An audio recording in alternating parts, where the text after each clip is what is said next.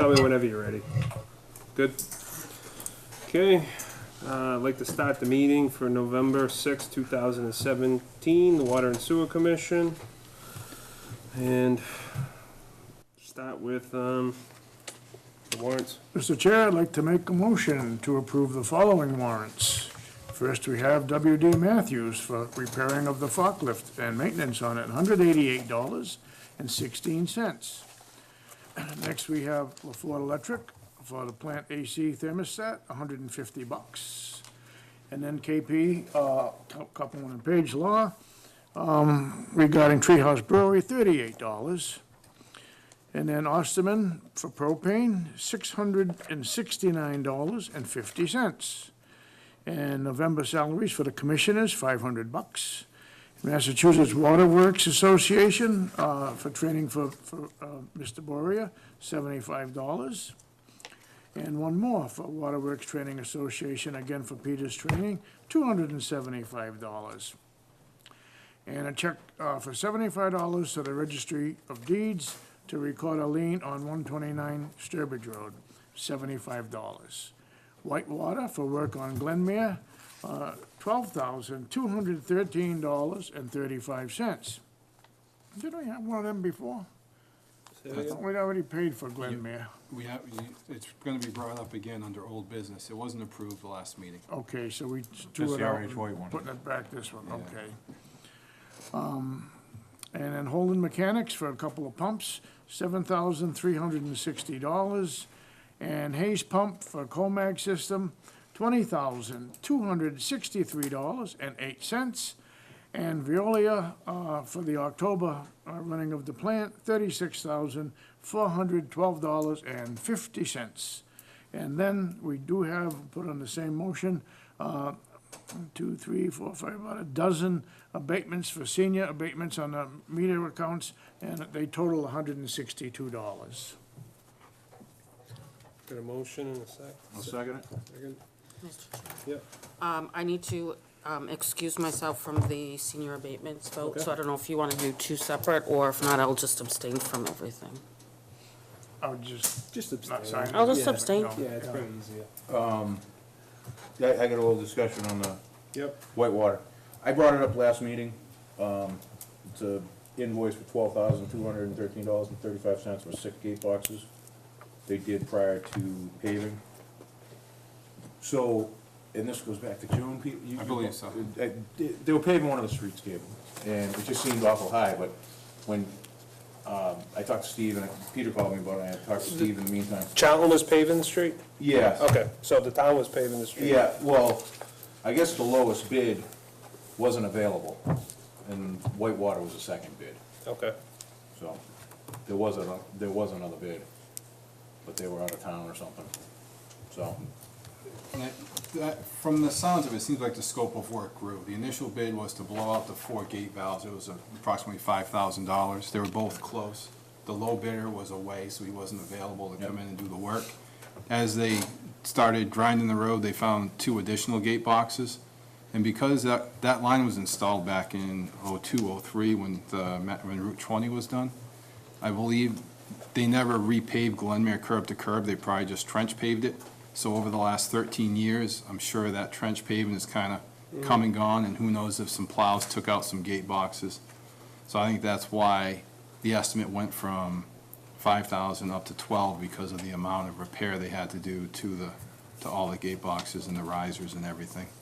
I think that's prevailing wage and stuff too, right? Yeah. Yes. So I think once they started, it kind of just mushroomed the deeper they dug, the more they had to do. Okay.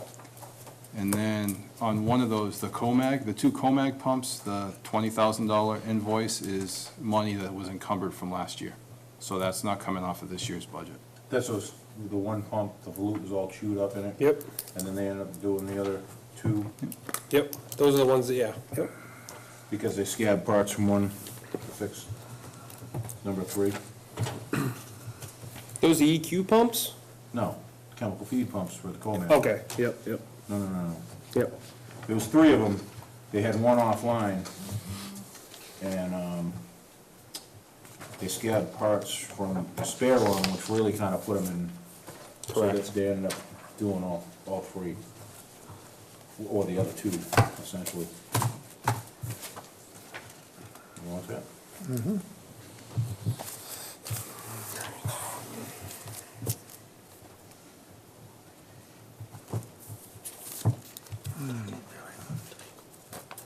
Right here for, Vote on the motion, sorry. oh, I was just gonna sign them. Tag it along with it. Yeah. All right, we got a motion and a second. All those in favor? Aye. Aye. Aye. Abstain. Okay. Anybody here for the public forum? Just while we're doing this real quick? No? They want, Jen wanted to go to. Okay, Mr. Chair, I have two sets of minutes, which we usually approve separately.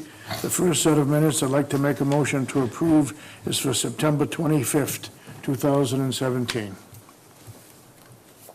Everybody read them? Everybody good with them? Is anybody not here? I was not. I Okay. abstain. Nancy, Alex, everybody was here. Okay, we got a Wait a minute, motion. I take that back. You were not here, Norma was on here. Yep, okay. I'll make a second on it. Motion and a second. All those in favor? Aye. Aye. Aye. And Mr. Chair, I have one more set of minutes, and this would be for the meeting we had October 23rd, 2017, which I believe was our last meeting. That one I wasn't here, right? The last No. one? The last one did not have the chair here. I'll Jen, second. were you here? Okay, so we got a majority. So we got a motion and a second. All those in favor? Aye. Aye. Aye. Okay, abstain, because I wasn't here.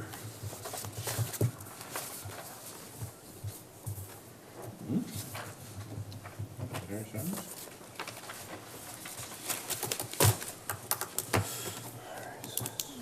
The other way. Oh, yeah, that's right. We've had them, we've done it, haven't we? No, you got the folder. Oh. I got the folder.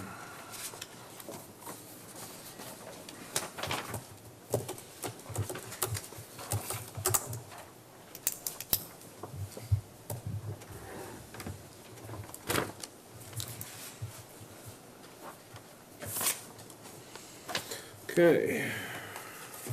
Let me just get this. So, we get the minutes, we get the warrants, we get the abatements. All right. EJP? It's okay here.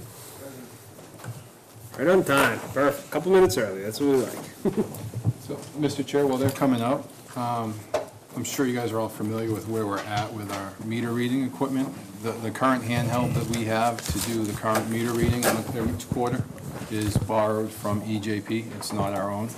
And the census boxes that are currently mounted on the sides of the houses for us to go up and touch and read are being replaced with a different frequency box. Yep. So, myself and Steve sat down with EJP last week to talk about what we can do moving forward as far as getting our own equipment that will read the current census MXU boxes to read, and also the new ones that are coming out. And then also making sure that whatever we spend money on now will have the ability to also read Southbridge's Itron MXU boxes, so that we can, we won't have to change out any big group of MXU boxes if we do decide to go consecutive. Because currently, I believe we read about 300 meters a quarter, and they read quite a bit. They read probably about the same in Charlton. So with this proposal, I believe, we'll just be able to buy one radio read system that will be able to read our MXU boxes, the new ones and the old ones, and also Southbridge's Itron MXU boxes if we decide to go consecutive in the future. So I just want to kind of set that up and let them give you the presentation as to what they're presenting and why. Go from there. So whenever you guys are ready. Thank you, Peter, for the update. I just want to start off by introducing my team. I'm Donald from Census. I'm the account development manager for this area. I cover the territory of New England, Long Island, New York City, and I oversee about 15 EJP sales representatives selling Census products. To my right is Rocco Michelada, who's your day-to-day sales rep. for EJP. Behind me, we have two members of our AMR team, Mike Burden and Tom Carr. Mike Burden is our technical whiz, so to speak. He's our AMR specialist. He's the guy that has all the answers to all the technical questions. He's the guy that will set up the equipment when it arrives. Any issues, anything like that, that's his expertise. And then his boss, Tom Carr, who oversees all of Sensus products, not only in New England, but also the Midwest. So thank you for your time this evening. We wanted to talk about where you guys are today. Thank you for the summary, Peter. That was spot on as to what we're here to offer you guys. We're here to answer any questions you have today about our new Radio Read products. On the first slide, I included the meters that you guys typically use in your district. You guys are already using the iPro meter, which is a great step. That meter is superior to any legacy mechanical meter, mainly due to the fact of its operating range. It can capture more water, which means more revenue to you. So I won't spend a lot of time on that product. You guys are pretty familiar with that. You're already using it. But if you have any questions, please interrupt and I'll happily answer. Another slide that we prepared was on our Omni meters. This is our commercial industrial product, 1.5 through 10 inches. So you guys probably don't have a ton of these services in your area, but this is our CNI product, and this is a very, very well-received product in the industry.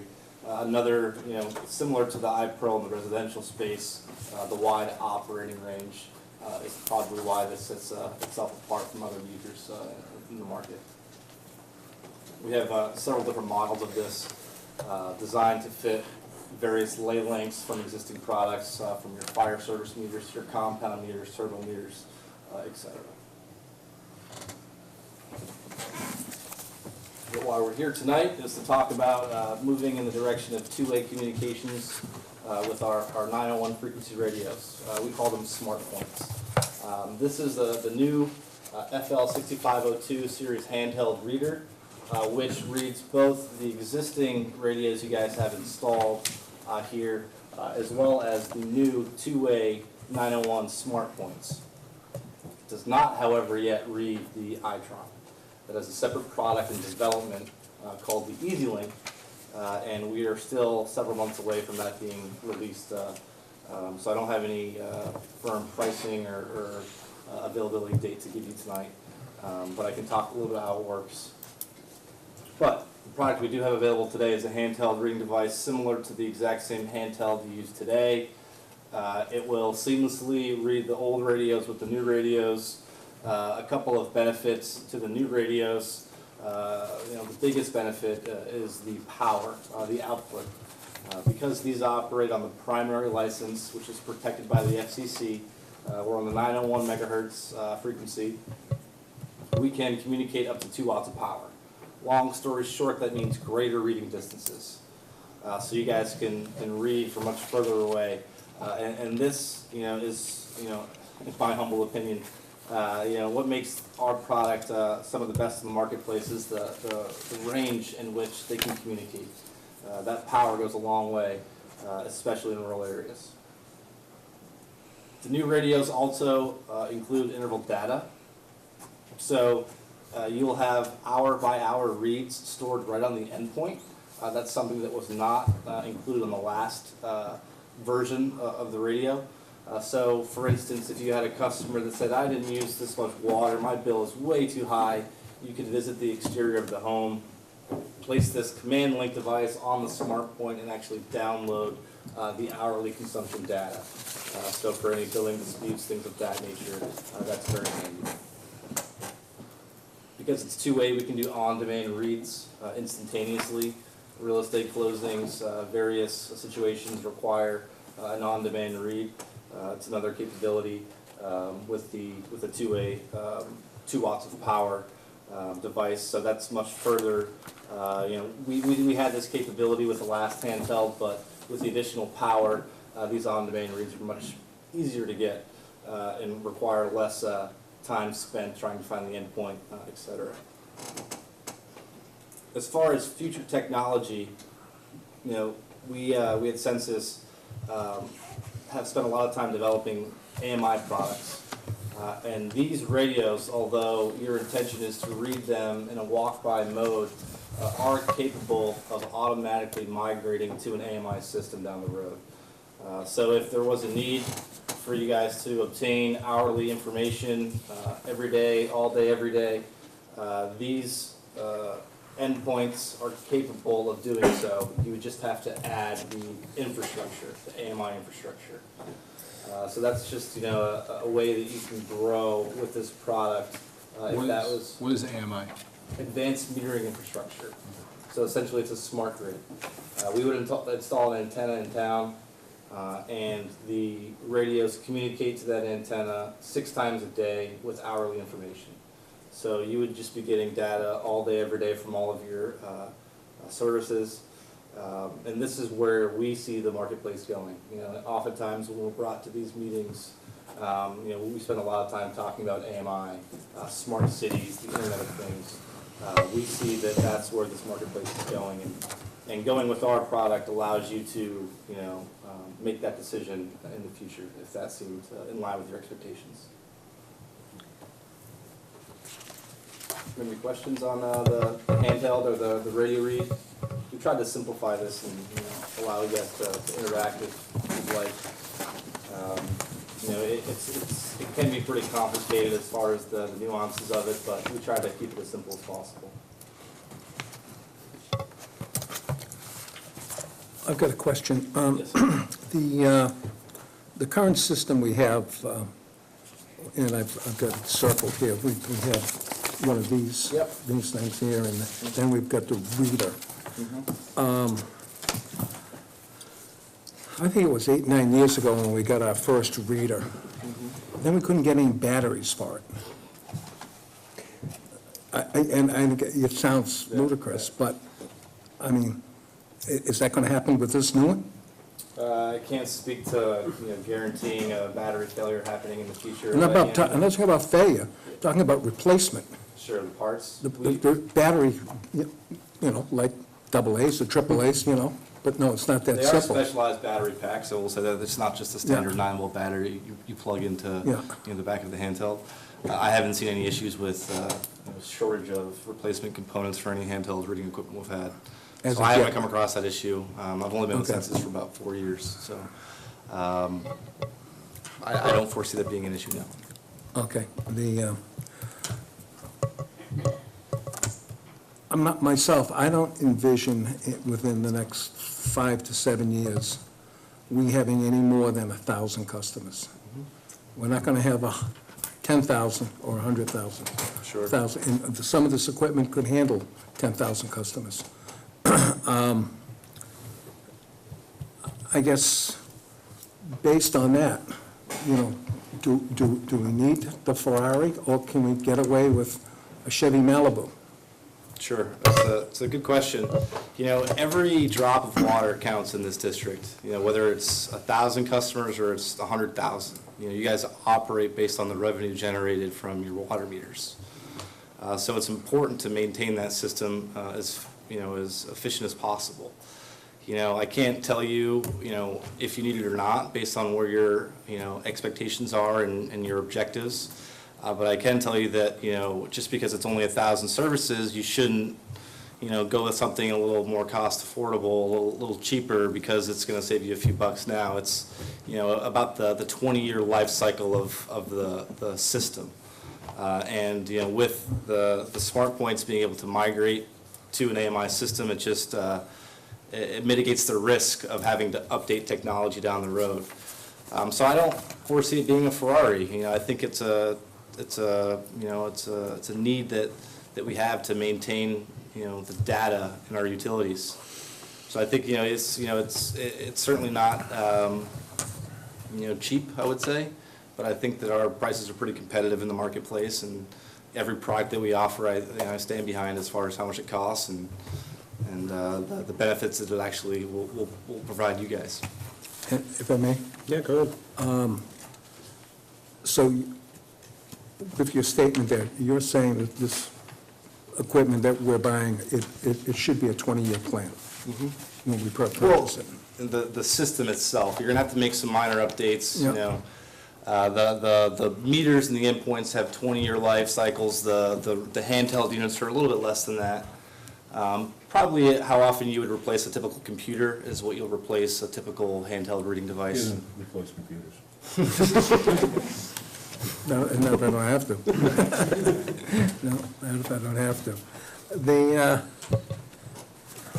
But the handhelds are gonna go faster than the meters or Yeah, absolutely. any of the Yeah, home components. and we, you know, have update and upgrade programs. This is what we're offering today, to offer at a significant discount to move up to the next model. So that's what we're offering today is a significant discount on our handhelds. You know, we're essentially breaking even on the handheld to, you know, work with you guys to, you know, keep your business and other aspects. And when you had mentioned, if I may, Alex, when you had mentioned about the two-way, when you talked about increased distance, Yep. is that a quarter mile? Is it 10 feet?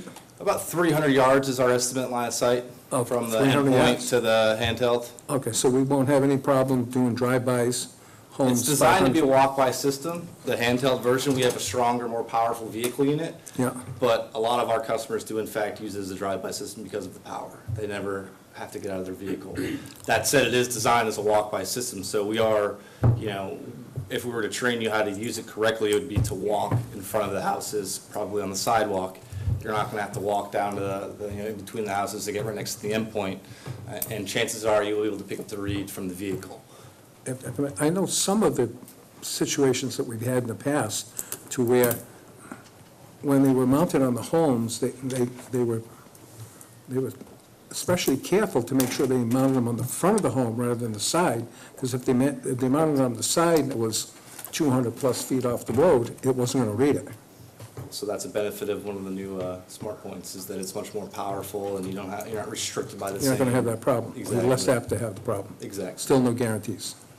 That's Well, like- again, no guarantee. But this is all set up to do AMI, The new endpoints are, as far as the infrastructure. no, we would have to install an antenna at a later date. No, not on that end. The The- MXUs, MXU. The heads. Exactly, so in theory, in the future, if we were to deploy AMI, we would set up the infrastructure and send out signals to the houses remotely, and it would say, okay, you were in AMR mode, now you're in AMI mode, now you talk to me. right, And so we call that a migration. through a point-to-point or. Exactly, yeah. point to multi-point. Yep. So what Alex is getting at is basically, we don't have to upgrade the units in the houses. We can just mount an antenna on a tank and go from there. If you, with the new units, the new M units. I'm pretty familiar with this. I Okay, work yeah, for a right. municipality. Okay, that good. We use census and MXUs Yep. on these. Sure. We're AMI?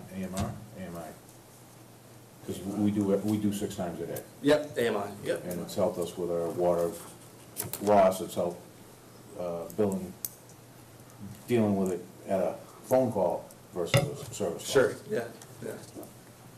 But we would also have to change all the current MXU boxes to the newer to the. Right, but you wouldn't have to do it all at once, you could do it over time.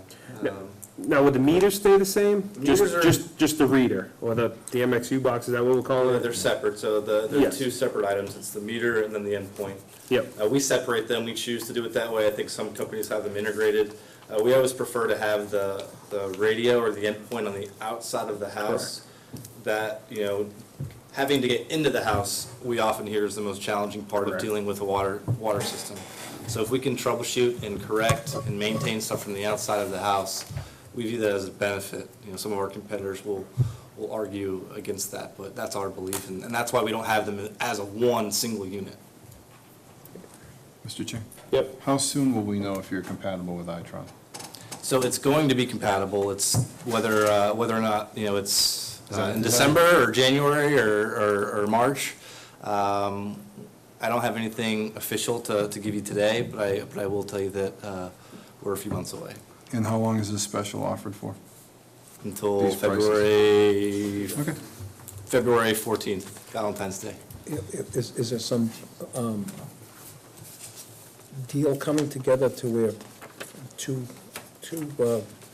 products are going to merge? When you're talking about? So we're in development with a product called Yes. EasyLink, which is going to allow us to read Itron Ertz. Okay. That's all I can say. So Southbridge doesn't use Census, they use a different company, a Okay. different meter. So when they read a completely different, Right. different Different everything. frequency. Yeah. Sorry. Yeah, go ahead. On a real technical level, do you have any other choices besides iPearl to offer? We have the SR2, the one beneath it. That's it? And we also have we have an AccuStream, which is similar to the SR2. And how many wires is the SR2? It could be 2 wires or 3 wires. Okay. iPearl's only 2, right? Could be 2 or 3. It's your preference. We only require 2 for a Okay. census product. The third wire is, used in compatibility for third-party reading systems. So Okay. if you wanted to have the flexibility, I would recommend 3 wires But the versus 2. SR2 is the only brass bodied, Correct. full brass bodied? Okay. Now, why do you say that, Alex? I hate the iPearls. No offense, but Question, no everything they thanks, said they Ian. were gonna fix, they didn't. They were manufactured backwards, the threads pull off. There's too I less can- of a tolerance to put them in. I Can we can keep going? probably guess where you had experience working with these products in the past. We have manufactured over 5 million of these to date. They are, exceeding our expectations leaps and bounds. We did have some quality issues a few years ago. We had some delays on our In a new shipments. construction, I'm sure they're great. In a meter upgrade program, I would They're not just, so great. I would just advise you to contact 15 of our references and ask them how they feel about it. Because, there are some situations that were less than perfect, I will admit that. But as a whole, it's a fantastic product, and there's no other product on the market that's going to gain the exact same amount of water as the iPearl at the price point that it's at. So, unfortunately, it's not perfect, it wasn't perfect. But we have, on our the other hand, quality. the Omnis are great. It's a great meter. Sure. I just will say that, we have the references to back it up. We have, Anytime we get customers who complain about their bill, they don't realize when we put an Omni in, they're really gonna be shocked at how accurate the bill is. Oh, yeah. afterwards. sure. And we're pleased to provide any references that you guys want to us. Rocco, how long have we been using the iPearls for? Do you know how many we've installed I don't know that. off the top of your head? Because I haven't heard anything from Peter saying that he's having issues getting them to fit. When did we take over the iPro? About 3-4 years ago? Yeah, when they came out about the same time we used. So we probably got maybe 100? We did thousands of them, Peter, No, I'm sure. so. But the brass body ones that we're getting back because they're on sewer are all coming in with those wheels full of sediment. So, Well, in that application where it's really non-public drinking water, it's coming out of a well, the iPearl's a great, right. it's a great fix. Because there's no nictating fluid or anything like that. Right. Like the brass meters. So the Yeah, it's a pretty iPros work remarkable better? product. Yeah, I mean, for the right application, it's the right meter. Like I said, to do a meter upgrade to existing services and you don't have the tolerance to bring services together, I mean, brass meters is a lot of forgiveness, putting them in. If I may, Oh, because they're plastic threads on the iPros? Composite. Oh, yeah. Yeah, so it's a glass-filled polymer. Yeah. And you're right, they're not perfect, No, in they have their situations. applications. I have a customer, one of Rocco's customers, that loves iPearls. But, in some situations, in older houses, the plumbing is just not right, and he has to install a brass meter because he can't torque that iPearl in there. But it only happens Yeah, it- 5 times a year, maybe. We have if that. 22,000 some odd services, and we use all leathers. You read iPearls, it's a rubber gasket, Sure. and that was problematic. So, We have. Yeah, like Dawn yeah. said though, Census had their, had their issues, and I think they've worked their way through that. In the last 2 years, I think they've been mostly problematic, or non-problematic, I should say. But my experience in particular, out in the Midwest, there's an account in Indiana that's just bought or in the process of purchasing several thousand iPearls, in the same with a utility in Ohio as well. In the thing to keep in mind, I came from a water utility myself. I worked for a superintendent in Maine for 35 plus years, and the obstacle to get our folks, we were strictly brass meter, and then when we had to go lead-free, we went to composite thread. And I think that kind of scared everybody a little bit at first, but once everybody got used to it and accustomed to doing the installation and making sure they used them with hand type versus wrenches and. We did a large meter program. Instead of trying them out in the small bases, working out the kinks, we did them all. They suffered. But census billing and everything else was fine. And another thing. Since we went with radios, And another point with the iPearls too is census, if you take that iPearl in year 19 and it doesn't register 100%, you get a new meter and another 20-year warranty. So that's something. Just looking at the numbers again. The Southbridge meters that are in our town right now, which are that other brand, how many of those? Approximately 300. There's approximately 300. Okay, They read 100 for us to use for sewer, but I think they read total probably 300. okay, I'd have to look at their listing. okay. So what are we trying to do here? Are we trying to be In my mind, proactive here? And yes, because you don't want to spend, are these the prices, the 6,000? That's for the handheld, correct? I don't think you want to spend $6,000 or $7,000, then you decide to go consecutive, and you have to change all those 300 MXU boxes to match this. When if they say that you can use this technology to read both meters, you can just, you'll be all set to go. Okay, but that's not going to happen unless two groups get together and shake It is hands going and to have happen, it's agreement. just the only question is the release date. I just think we have to wait till after the first of the year, revisit this and see if that's happened, and then maybe try and test it and make sure that it works Okay. with what we have. Because I know Southbridge, I'm not sure which frequency Southbridge is on. I never had a chance to call. 60 at 100. I don't know. We So, didn't either. we just, I think if you're gonna spend the money, then you're either gonna have to get one that reads the Itron and switch to that, or get one that reads Census and switch to that. But if they have the technology to read both, then it works. It'll save you, Oh, yeah. how much is an MXU? $180? Not that much, but. So, it'll just save you that money up front. It's already there, it's existing. You can just all of a sudden program the walks to cover their, get their numbers for their MXU boxes and meter numbers and just start reading. So, it makes this, to me, a lot more palatable, I think. no, it's good business. It's building for the future. So I think if we have to wait a month or a couple months and revisit after the first of the year, see where that program's at, and if it's working, and maybe test it out, and we have till Valentine's Day. Yeah, that sounds like a good plan. But if I may, the ultimate plan is that unit that connects to Wi-Fi in the home, and then you can be remotely away, and you can read the meter 100 times a day. We have that too. You know, it's, No, you know, we're talking about that's a little bit different.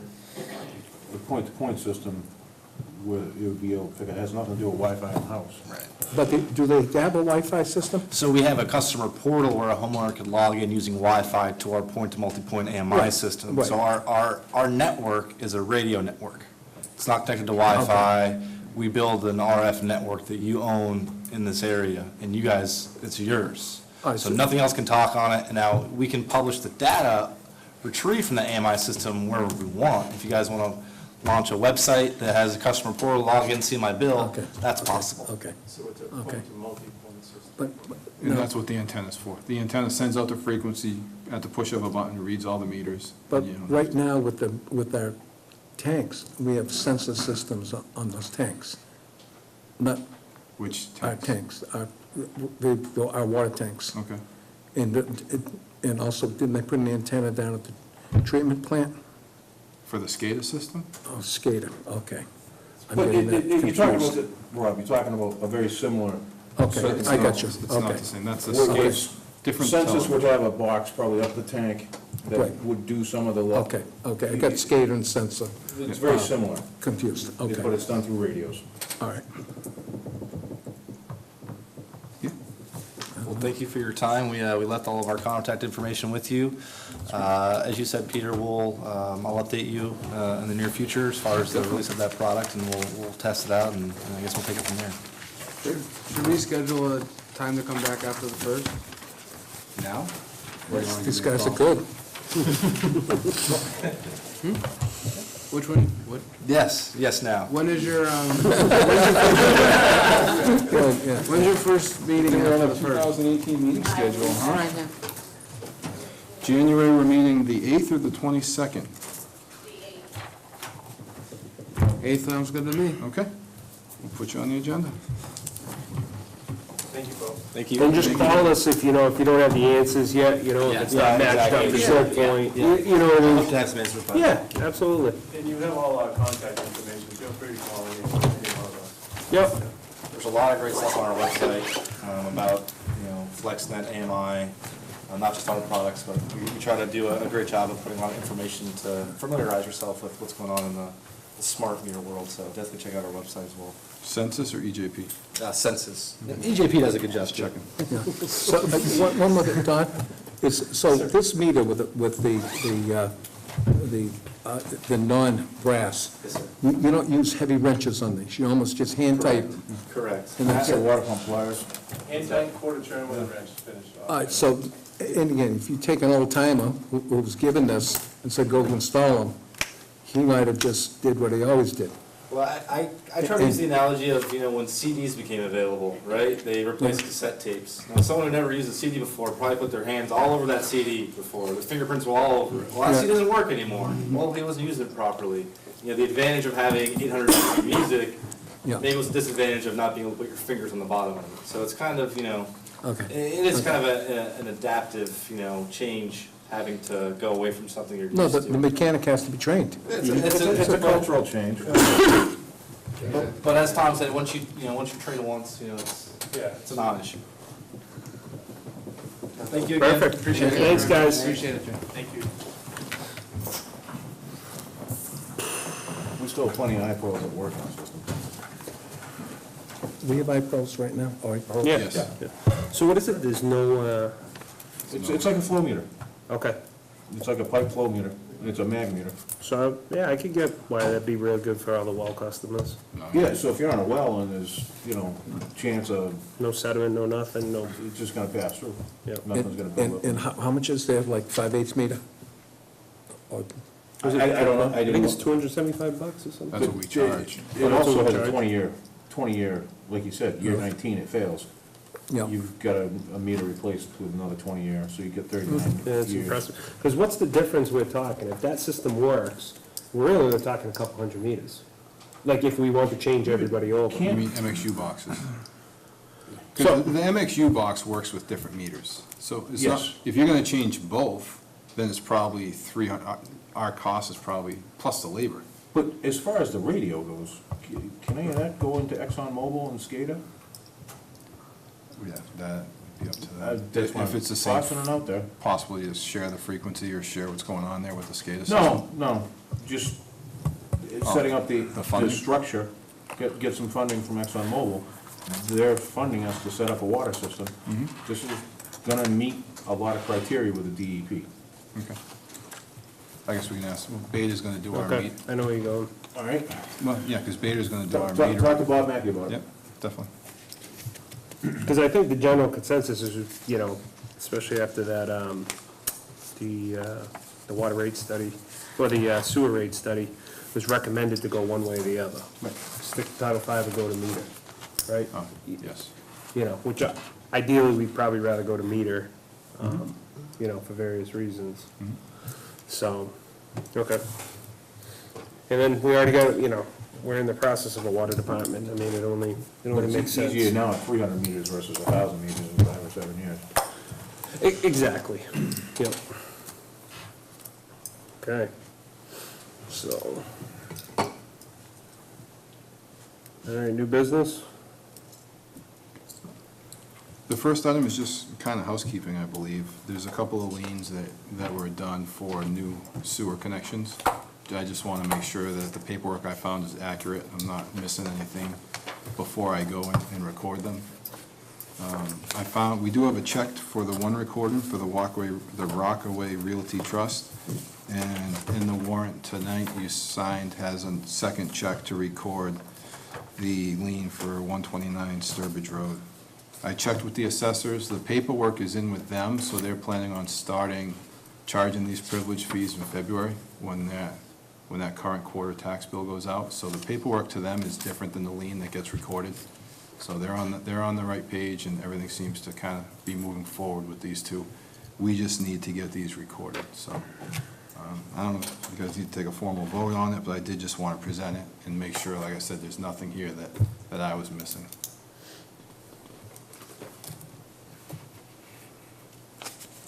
You need a motion for this? I don't think so. No, I'm pretty sure you guys already voted Okay. the I think we amounts and voted on everything. it. I just wanted to, like I said, I just wanted to present it and make sure there's nothing I was missing.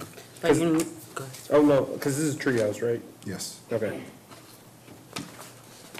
So, Go ahead, Jim. you need 3 signatures tomorrow? Yes, that's the other thing we need. Your signatures need to be notarized. Mary Devlin will be in her office. In order for me to record them, I need a majority of the commission to sign the lien that's going to get recorded. Mary has copies of them, and she'll be in her office tomorrow from 7:30 a.m. to 7 p.m. A notary? I guess you can go to California. Actually, Mary's a notary, isn't she? Mary? That's what I was just saying. Oh, okay. Mary, she'll be here tomorrow, Yeah. 7:30 Okay, to 7. okay. So I if was three of hoping to you get it done guys, tonight. Oh, okay, good try. if 3 of you guys can stop by and sign tomorrow, I'll get them recorded by the end of the week. What if a girl can stop by tomorrow?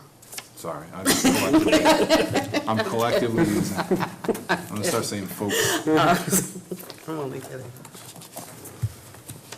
I can definitely stop by tomorrow. Great, thank you.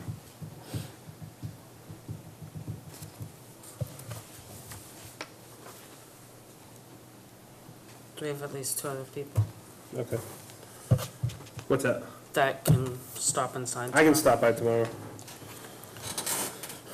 Rob, Paul, Alex, somebody? Hey, thank you for this time. Okay, all right. Thank you. Once that's done, I'll get it recorded and kind of be done, get that completed. Okay, next up, 159 Worcester Road sewer connection. Yes. Mr. Chairman, I have a connection to this property through family ownership, so I am excusing myself from any of the discussion. I'm gonna excuse myself too, just for any possibility of conflict down the road, so there is some ties, so. So, I'd probably get him. Mr. Chair, Yeah, no, I don't, I'm not sure what the problem is there. I'm not aware of anything I'm just gonna kind of give you that's amiss, I'm gonna give you why it's here, because there was a request for this property to be tied in. right? I wasn't sure of what the gallon usage was gonna be. The bylaws state that anything under 1,000 gallons is approved by the superintendent. Anything over 1,000 gallons per day has to come in front of the board. Mr. Levansky has a plan, I guess. Just, it's the same plan, but just to spread it around. He just had it done, and, Did they have an estimate of the planned usage? Yes, it's on the right-hand side of the page. Just tell me. Yes. Oh, I think it's 775. Okay, so you're well under the 1,000 gallons, and,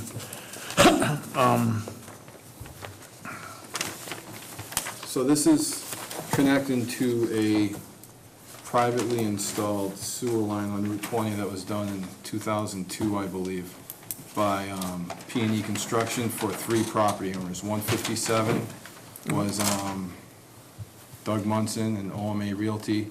159 was Atlantic Coast Trailer, who was previously there, and 161 was for Charlton Well. right, They ran 2 lines up Route 20 while the Route 20 construction was happening because it was, the time frame worked for them.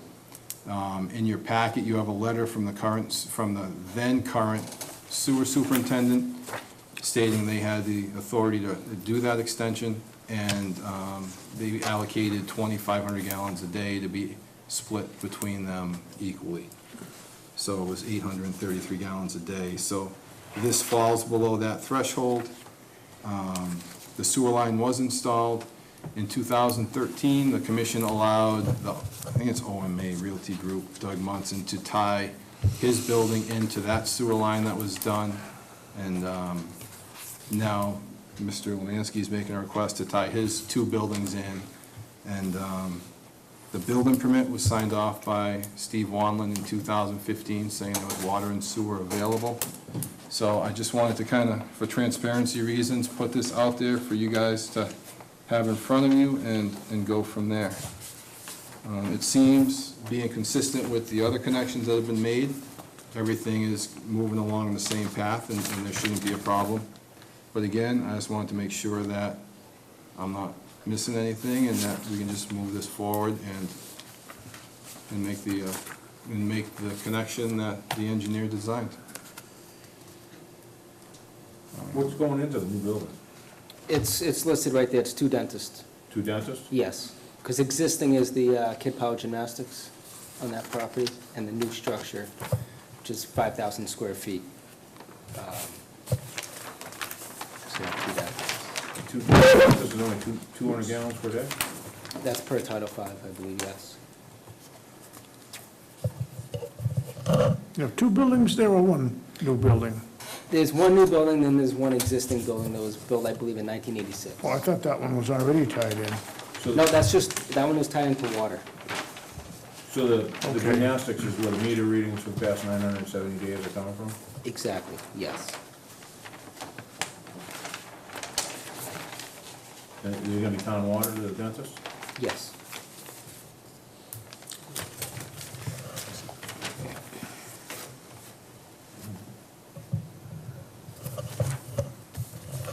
Well, everything seems to be well below our parameters. I'd entertain a motion to accept, accept this and tie in. I don't see any problem at all, so. Motion, do I have a second? Do I have the motion, first of all? What if they do go over, I'm sorry, Mr. Chair, what if they do go over gallon usage? What would happen then?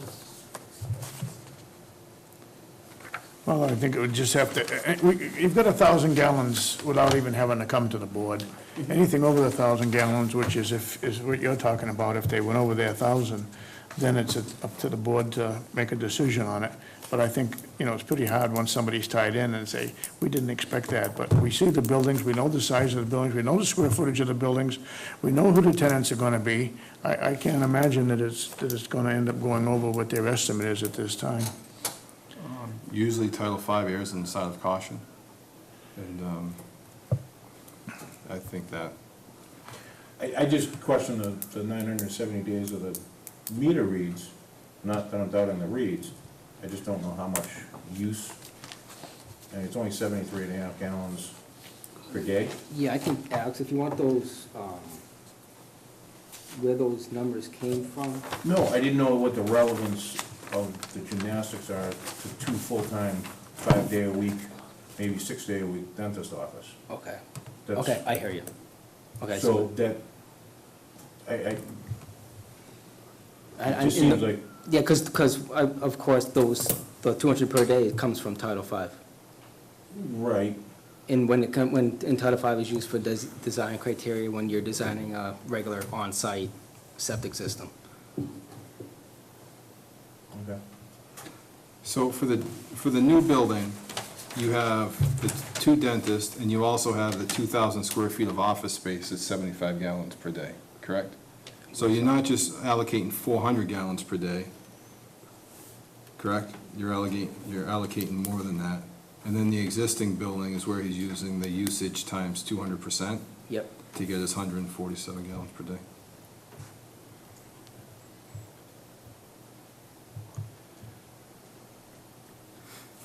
So, Just seems low for a dentist office. Okay. the 550 gallons a day Yeah. for the 2 offices. What's the tie into the main, anyway? 1.5 inches?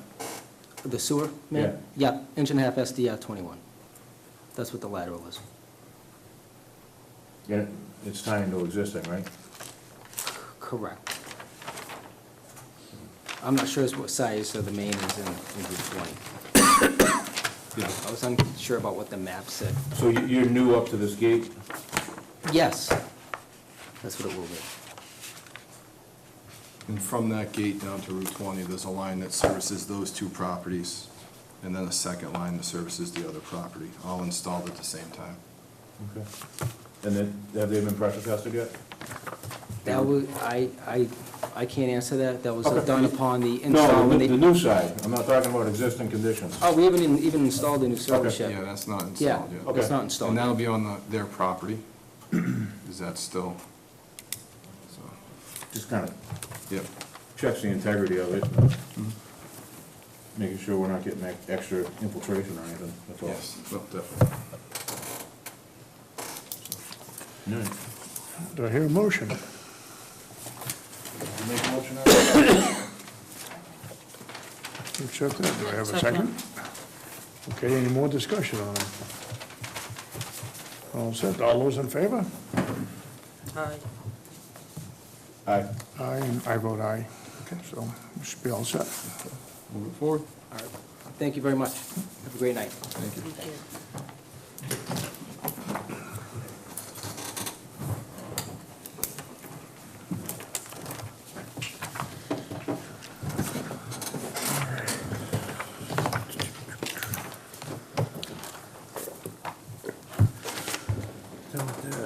All right, number 3, billing. Billing. The billing is set to go out next week. I guess the biggest thing about the billing I wanted to talk to you guys about is we approximately bill 625 bills per quarter. In the past, we've printed them in-house, folded them, stuffed the envelopes, did the mailings, paid for postage all ourselves. Looking at cost to do that, the cost per bill for us to do it in-house without including labor, just for supplies, is about 75 cents per bill. If we go outside and use the vendor that the tax collector uses, Globe Direct in Millbury, the cost per bill with a return envelope and postage is 54 cents per envelope, per bill. They pay a reduced rate in postage, they don't pay. Okay, where do they get this area? Okay. It's 10, postages. yeah, it's all broken down. I think Yeah. they pay 10 cents less per sheet of paper, 10 cents less per postage, and also less per sheet of paper. And that doesn't even include, I think it's 3 people, 4 hours to fold and stuff envelopes. This quarter, we have all the paper and stuff to do this billing. I'd like to just use that up, do this last billing the way we normally do. And when we do our third quarter billing in next February or March, we'll just, if you guys are okay with it, we'll just go to Globe Direct and send them the data and let them bill it for us. Does that make sense? We don't need any long-term contract with them, do we? So we can try it for a They billing? never a second mentioned one any and type of contract, no. They see- gave us, See if it works out. they gave us cost estimates based Yeah. on what the tax collector pays, and it seems to definitely be a time saving and also a cost There's saving. nothing new if the tax collector's been using it, so. Yes. Speaking of billing, when are you out, Norma, or when are you leaving? Not until probably 8th of December. So do we have a backup plan for, can you or Steve or somebody take over the billing? You were gonna fly me in.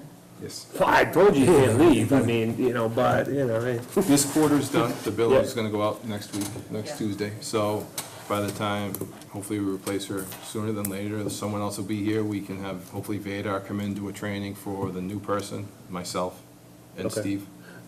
Basically, I'm just, We should have. I've been some- around here long enough to know No, how we fast should- government works. No, hopefully, yeah, hopefully we can have somebody in here sooner than later. Okay. Actually, don't we have the training on tape? Um, It was supposed to be I've taped. watched it. I wouldn't call it training. Norma made a great training manual, but because Vadar is somewhat technical, I think if we can get them to come out and do a training for a hands-on Yeah, I think it training was for the like new six- person. It was like $800 or something, I mean, it wasn't crazy. And that's why I thought we taped it. They Yeah, did tape we it, did but I tape it. watched it and it wasn't that. It's not that- informational. not I that learned thorough? Just on my own. we'll just take it out of Norma's pay before she leaves. Okay. Is there a, what's the total amount that was billed, including surcharges? 3.25, 290,000. 290? No. No, you have to have, Steve handed me that sheet of paper and said that you always ask him that, and I didn't bring I it. do, because that's all that matters. So, No, but I I believe it know was we were up a- 290, and average, I looked down, was right around 230, 240. So I think you're above. And that what was includes previous. surcharges? Yes. That's We total were up to billing. 40 or 50. That was one number for total billing. Okay, okay, all right. I don't think it All right, wasn't because broken that down. puts us over $1,000,001, $1,000,002 for the year, if you were to carry it out. Mm-hmm. Okay, The figures to us. Okay. okay. Mr. Thank you. Chair, I make a motion that we try out Globe Direct and give Peter the authority to go ahead and find out more. If there's a contract, then obviously he would present it, but I see no reason why we shouldn't start this on our next billing cycle. I got a second. I second that. I'll second it. Great. Third. Yeah. I second it. Oh, you do? Oh, okay, I thought you were asking for a second. Yeah. Okay, we got a motion and a second. All those in favor? Aye. Aye. Unanimous. Thanks, Peter. Okay, the 2018 schedule. Yep. This is kind of just following through with what you previously did, just meeting on the first and third Monday of the month. Just kind of putting it out there. If nobody sees any issues, we'll go ahead and reserve this meeting room for those days and post as we go. I don't think we need a vote. I just wanted to put it out there. I mean, I really should take it home to my wife. She's my event planner, so. But, yeah, that's fine. I mean, I'm fine with it. Great.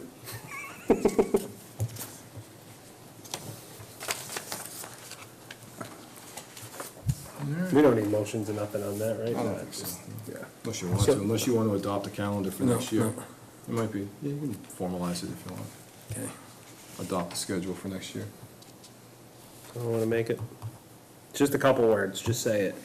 The only problem is when we have Monday holidays and we don't meet here, so now instead of being the first and third Mondays, it might be the second and third or the second and fourth. That changes things occasionally. I make a motion that we accept the 2018 schedule as listed.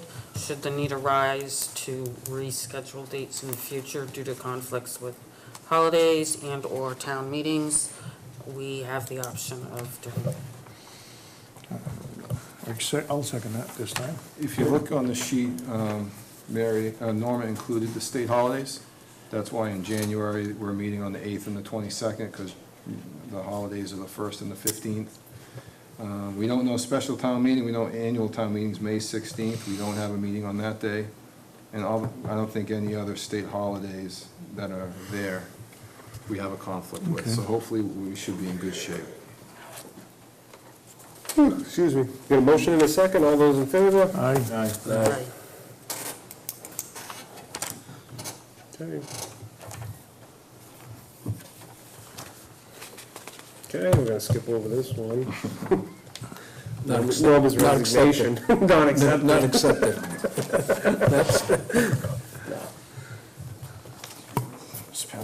We should Cheryl. probably, So unfortunately, you do have to make a vote to accept her resignation. Make it official.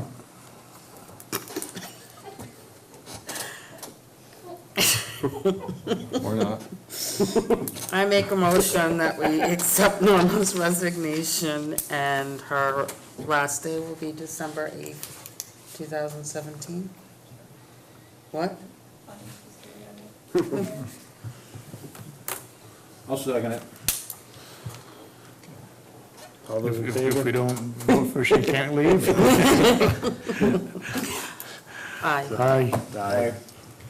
So what I handed out, I only made 3 copies, if you guys will just pass them around after, is a proposed posting for the position from our Jessica Lawrence from HR. Yep. Now, is this the same thing, like they go in-house first? I'm sure it has to be offered because it's a clerical Yeah. union position, it'll be offered in-house, but I don't think it has to be done first. I think it can be done at the same time. Yeah, it does. It does have to be done first? They have to offer it up.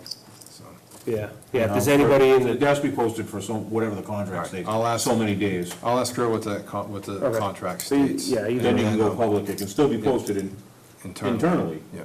but you have to make an internal offering to the union members first. So I think my plan would be to ask her what that time frame is and to post this as soon as possible after that time frame has been met to satisfy the union requirement. And then, she mentioned advertising it in, Mass Municipal Association and also the Charlton Villager. She just advertised the police, chief assistant there, and they had 38 applicants. And the salary range was pretty much the same scale we have, just, they have to come work in the sewer plant. So I'm not sure if we'll have the same amount of applicants, but hopefully we can get somebody who might have been number 2 or 3 and is qualified. The job, I think the job duties are pretty close, so. I think the sooner we can get this out and advertised, the sooner we can review some applicants and hopefully not have a kind of big window of openness with Norma being gone. Quick question, is there any room up here for down the road if it starts to get crowded with 3 or 4 people in there? In this, I don't believe so. Okay. Because other than down there or some kind of expansion with highway or? Or rent office space somewhere, but I think Okay. 3 people fit there pretty good. I don't Okay. think, it's not that terrible. No, I'm just curious, I know it's about maxed out. I think the only thing that was gonna have to change is the table, you don't have space to fit 6 people around it, so if you're gonna have any type of meetings or seminars like that, we're gonna have to either get a room up here or find a room in the library. The office upstairs that we've met at several times, so. The operator, if you wanna have everyone wear steel-toe boots, hard hats, and safety glasses, yeah, we can get you up to that office, but other than that, I'm not sure you wanna really be funneling people up there for their first time. That's the only safety concern there, so, You get a handicap situation as well, with the stairs. And, access, yeah. I mean, if, again, all the main meetings happen here, it's more so if, like, EJP shows up, or that we need to have a group meeting with Treehouse or anybody else, we can either kind of go on site to meet with them at their site, or, like I said, get a room in the library where we can meet there and have the discussions we need to have, but functionality-wise, with 3 of us in there, there's room, and again, all of the paperwork, all of the history is there, so to leave and then have to be going back to find a certain set of plans, or to talk to the operator would be. No, it's not to leave, it's just to, Yeah. you know, inevitably growth and long-term Yeah. planning. I don't think it's not quite that inefficient yet. Okay.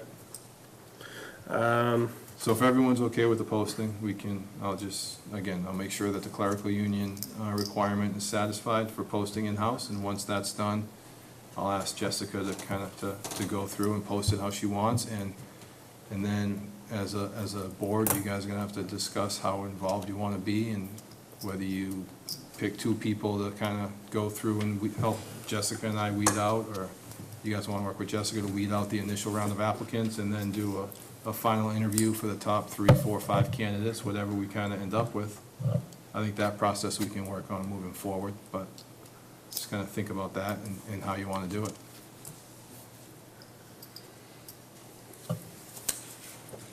I have no problems with anything. Oh, I make a motion to, why do I have to make the, I make a motion to accept the Town of Charlton full-time administrator assistant for Water and Sewer Department posting that we have been provided with, pending any changes from HR or clerical union. I'll second it. We get a motion and a second, any discussion? Okay, all those in favor? Aye. Aye. Aye. Okay, perfect. Thank you, Norma, for everything up and, till the next few weeks or whatever. But thank you, you've been a model employee, so we appreciate it. All right. And now you're all done, off to the next one. Normal.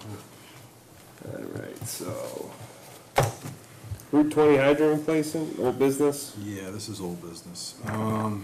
This has been in front of you guys before, and it was discussed to just fix it. There was no motion made to do so, it was just in the minutes as just fix it. Unfortunately, we tried to This is for that fire hydrant that got damaged on Route 20 across from the industrial park, I believe, the exit. This is the one we never got insurance on? The insurance company is there is insurance, it's AAA.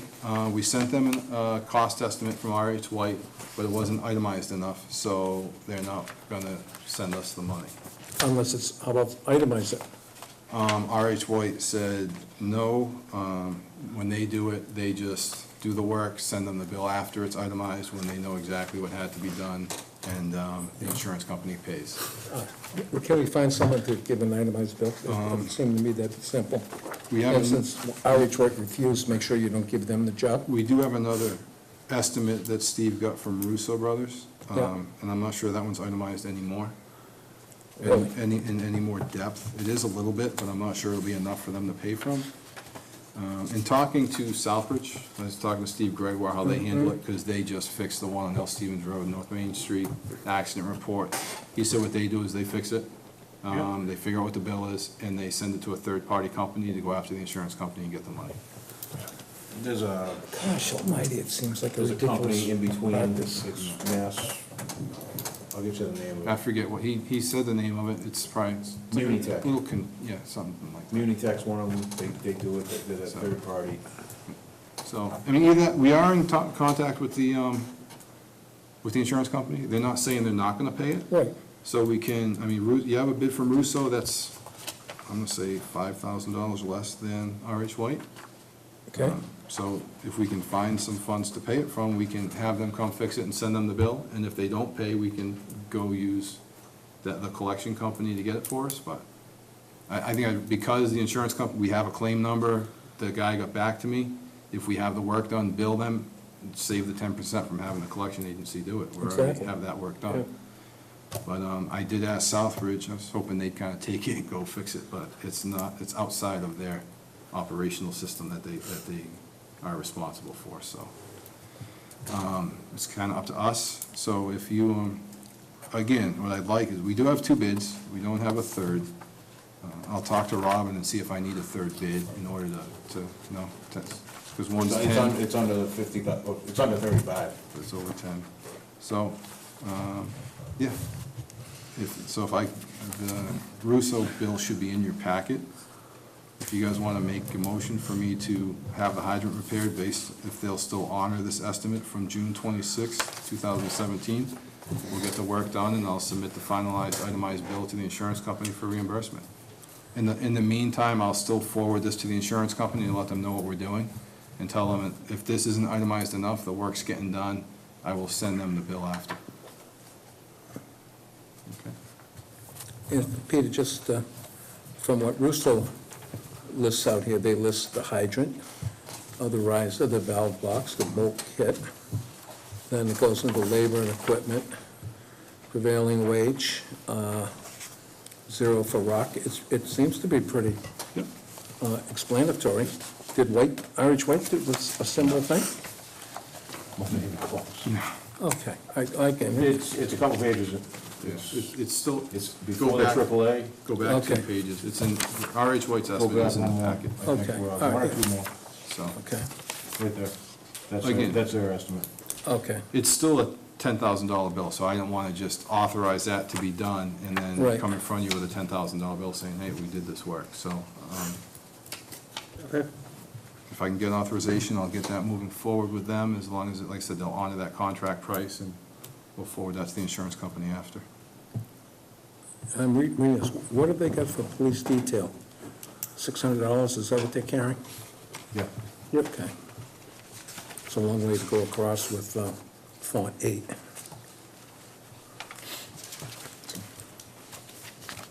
Should you send it to them first and see if they'll accept it or no?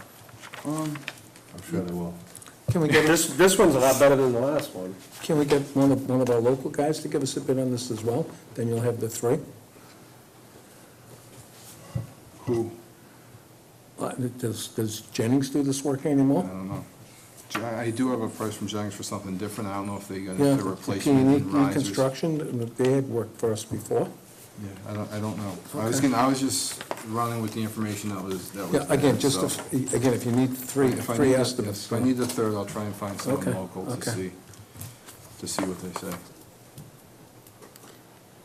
Okay. Make a motion to have Peter go forward and use his best judgment here to get this done as soon as possible, especially before the weather turns on us. Second? Second. You third?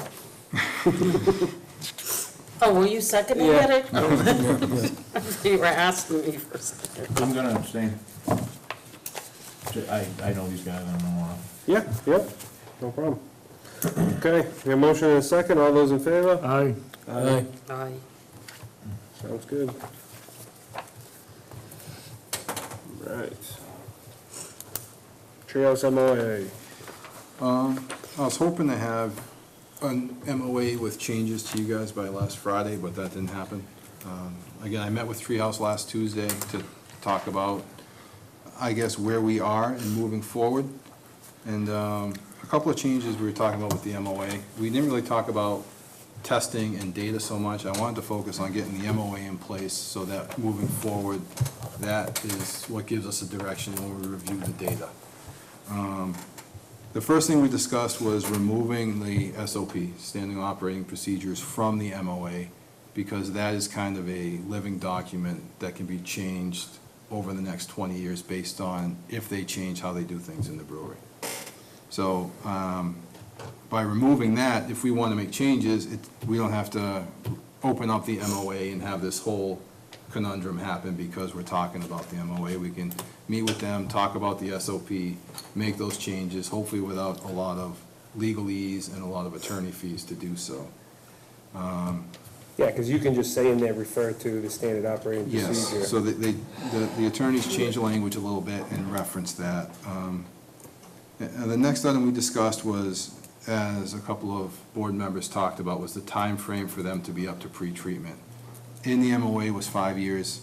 I know when they were talking in front of us in the last meeting, I think they even thought it said was 3 years. I thought it was 3. It's 3 years. So what they, again, not that we're negotiating, but what they'd like would be to have it say 3 years with the option for a 2-year extension if the commission, it's not exact language, but. No, if- 2 one-year extensions. Yes, well, that's what I wrote in my memo. I got the red line copy okay. today at like 1 o'clock. So the language, and again, our attorney saw this and made some, but I just saw that before I came here, so I don't have the exact language. But it's a 2-year extension to install and make the pretreatment center, make it operational after, if they don't get it done by the 3rd year. I So would just do annual, So I'll mention that to our attorney that you guys want to do annual. right? I mean, don't you guys agree? I mean, it's gonna be pretty consistent, whatever they're doing for business. They'd have to drastically change how and what they're doing for it to impact the SOP to that extent. So I think 1 year is fair. As I understood, what we had talked about was that we gave them 3 years to try to dial this thing in. And then they would reach a point in time to where they would understand, all right, this is as much as we can go with the equipment that we have. And then they would begin to implement the new technology, which is the tanks, putting in those little balls, which would help to lower the BODs. Yes. So, Oh, real quick, do we give them 3 years at a reduced rate? So you could basically give them 2 years at full surcharge. The rate increases after year 1, I believe, or year 2. The rates increase, the surcharges increase over time. They're not fixed for the entire 3 years. They were incremental over the life of the 3 years. Okay, I know I suggested that, but I didn't think we put them in there. So I think what they're asking for is that Okay. if they don't have everything squared away and the pretreatment is not in by year 3, you Yeah. give them the extension to install the pretreatment system, not to operate as they currently are. Right. But at least identify, this is what we need to do, these are our plans, and then allow them to implement in that Okay. 1 year or 2 year Okay. extension. I knew we had something in there to where Yeah. there was, But by year 3, they should be up and running Yes. to whatever SOP is agreed upon. The only concern that the operator has that he brings up is this, their 7,500 gallons per day is not their full build-out, so they're gonna be looking to expand, I believe, and that's gonna change a few things, right? The betterment was based on 7,500 gallons a day, so if they want more, they have to come to the table and pay for more. Correct. And then it kind of just snowballs into everything else in here kind of being affected based on what we're getting for data for a test and what we're getting for concentrations of all of it and what we're gonna do with that. So, not that we have a crystal ball that can look that far ahead, but for what we have in front of us, the changes, other than that, are pretty small. You remove the SOP, so that's a separate document, easy to kind of talk with them about, easy to negotiate. In the initial MOA, the surcharges started on October 1st. The other language they cleaned up is just kind of, because this document pre-existed them opening, some of the language was kind of, is gone by because they're operational already. So they cleaned up that language. In discussions, I mentioned having them, the surcharges begin March 1st with our last quarter of billing. So that will get March, April, and May. Is that March 1st? Of this upcoming year? Yes. And it kind of gives them a little bit more window to get their sampling squared away and do that. One of the changes they're asking for, and again, I'm not asking for you guys to make a decision on this tonight, I'm just trying to kind of comment on what changes are here, and you can review it over the next couple of weeks.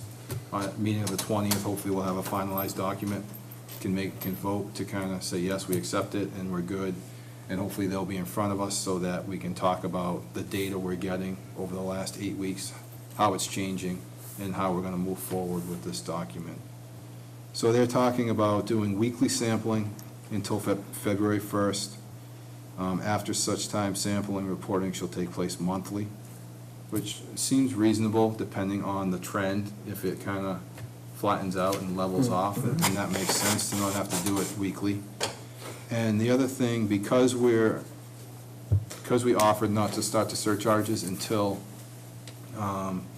March 1st, they're willing to reimburse the sewer department for the trucking fees of the additional sludge that are being removed, starting from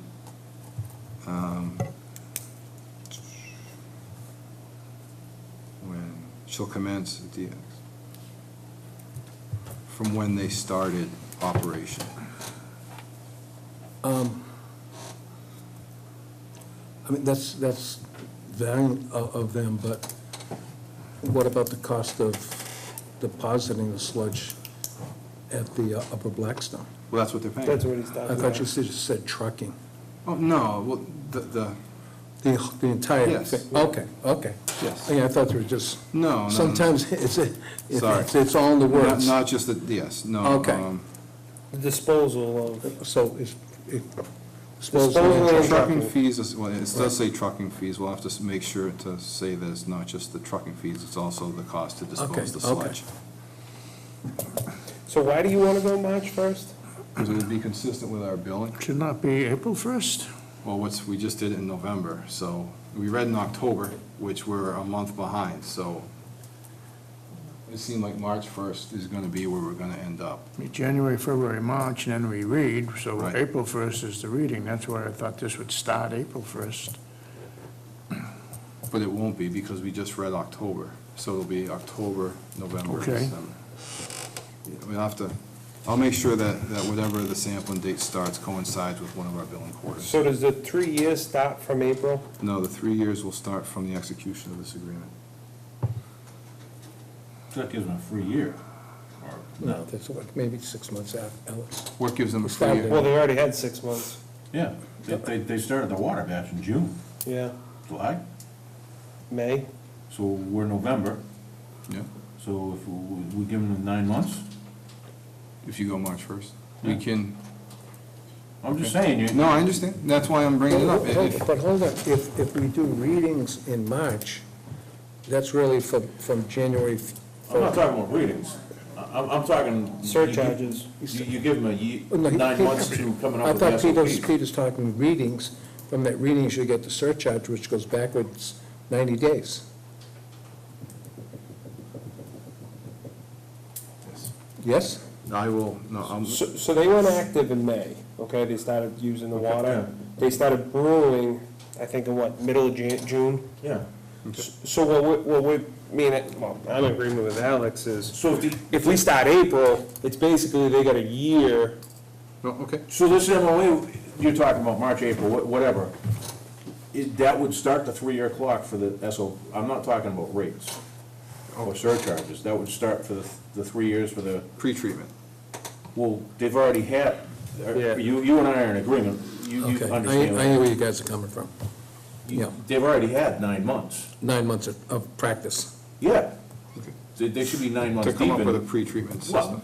yeah, towards it. Okay, because as both of you are saying is, we're gonna give them 36 months to get It's this gonna thing end up- ironed out. I mean, I'll give them at least to like January 1st, but it's, you know what I mean? Like, I'll give you a couple months, but it's, You're not following, Peter, are you? No, are you talking about surcharges, or are you talking? No. You're The talking- clock.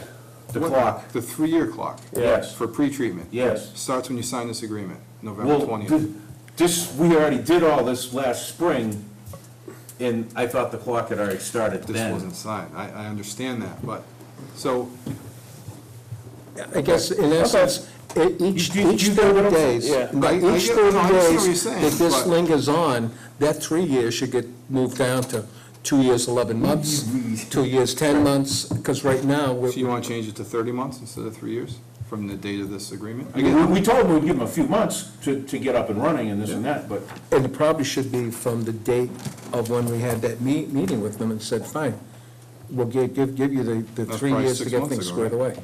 Close to it. I'm not saying exactly then, but close to Because it. you were, the latest revised edit of this was, that mentioned the 5 years, was July 17th. That was the first clean copy I got from our attorney. okay. So that's probably about 5 months ago, 4 or 5 months ago. So if you change it from 3 years to 30 months, it's 2.5 years from the date you sign. And that's consistent with, Yeah, So so 30 I think that's fair and reasonable, instead of adding that 6 months on the other side of it, and it ends up being 3.5 years. Right, and I think, Peter, just make yourself a note, is that we're basing this on a discussion or a verbal agreement that started in July of 2017, that we agreed to the 3 years. yeah, no, that's fine. Yeah. If they have an issue with it, then we'll just have more discussion. okay. So that's one, the 30 months from the date of signing this agreement, which will hopefully be November 20th. 30 You guys months can or get 36? Okay. 30 months. So it's half, so it takes the 6 months off of, Okay. and get you back Because to, we said we'd give them a get you few back months. to June, Yeah. May, June. And I think when we were saying that, it was more of in regards to the surcharge. You know, we weren't gonna surcharge them for 2 or 3 months, could let them get it kinda going. They were just starting out. Yeah, This is fine. absolutely. Get your feet wet. Yep.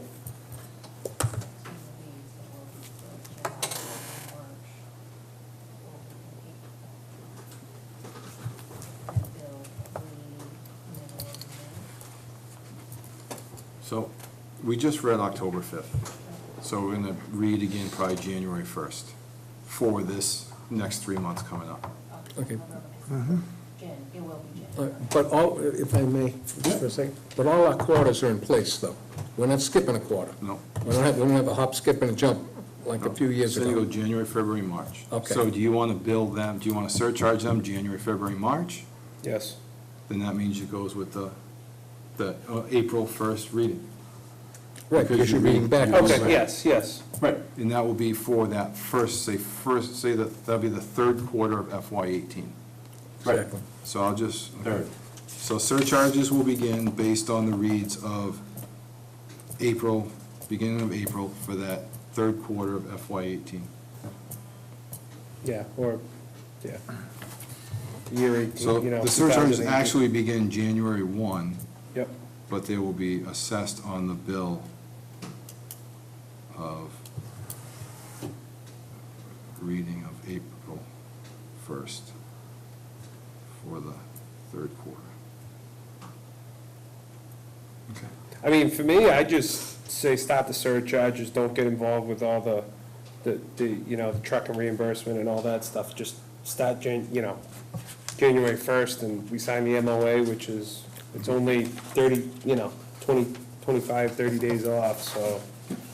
When did they offer to begin paying for the additional sludge removal and trucking?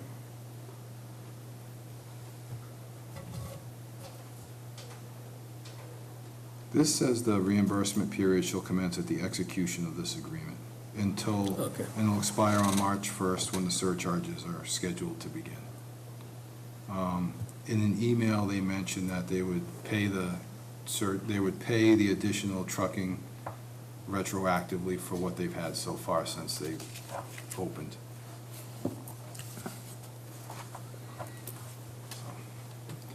I'll clarify that as well.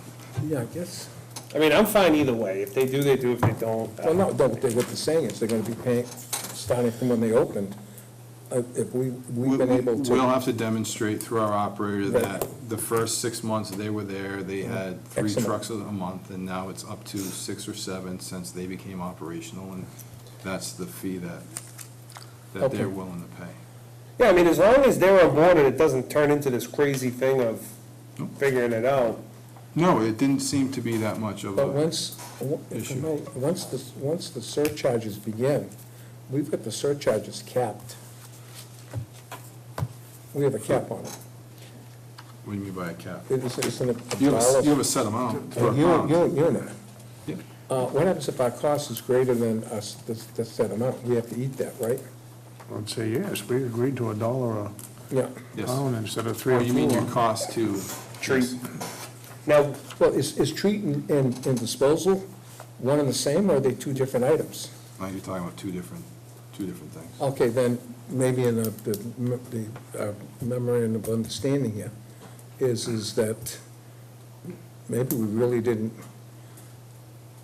fully think that out, no, because or fully cover it, not think it out, but fully cover it. on the treatment side, what we're charging for is just like what we do with the MTA.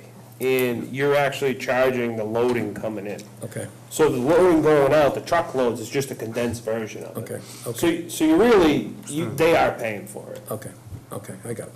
you know what I mean? Thank you. So.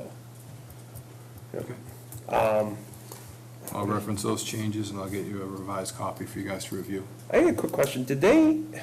Are we the 7,500 gallons a day, is that gonna be cumulative, daily? How are we figuring out that average? Because they're only open 4 days a week. It's an average. Okay, Yeah, It's a daily average, probably over a month. okay. And that's, Just like you do with anything. that's what I think is anything fair. else So you if do. they use 12,000 gallons on Friday, they got Saturday and Sunday to soften that buffer. We all kind of understand? Yeah. Monday, Tuesday. Okay, because that's how I read it. I just want to make sure that's 7,500 times 91 days. That's your number. exactly. Okay. Okay. I'll communicate those concerns and try and get those changed.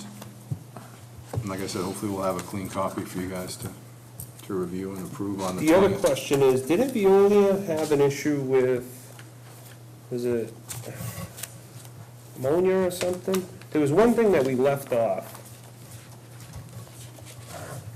No, I don't believe so. As far as nitrogen or TKN? Yeah, maybe that's what it was, TKN? Was this from the October meeting? No, this was just recently, yeah. They didn't have an issue with it, it wasn't originally talked about. And- Zinc. Yeah, and I don't, it sounded like the zinc wasn't a problem, but and it doesn't sound like the ammonia was a problem, but it's very expensive to treat for, I think he said, didn't he? You remember, Rob? I remember them saying, I thought they said they added zinc as an enhancement. No, not the zinc. The zinc is what they use to feed the yeast, but it was the TKN was, it's just expensive for us to treat. So it's not an issue, Yeah. but it's just something we should be surcharging, that's all. So now would be the time to catch it, because we didn't really know Right. when we originally talking. Like, it's not gonna adversely affect the plan, there's no issues as far as what they're giving us. Yeah, I don't think ammonia was high. Okay. No. I don't think so. No, ammonia wasn't high. I thought I just remember talking that there I'll was, double check with John. just double check. Because if we should bill, surcharge them for it or something, then, we might have to change that. So, but.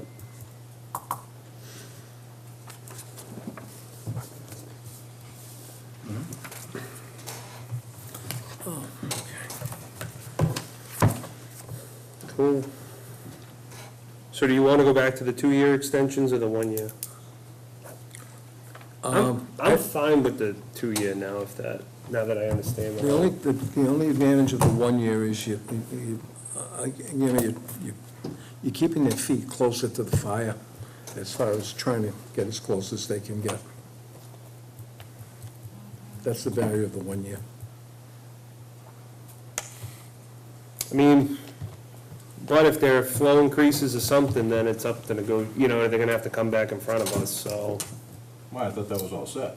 Well, if they go up to 10,000 or, if they want more flow, it doesn't make this null and void, but, it gives us. But in the meantime, they're gonna pay the difference. Correct. Right. And there'll be a full surcharge at that point, right, I believe? Yes, I believe at year 2, they go to full surcharge. Or after year 2, they go to full surcharge for year 3. I think it ramps up.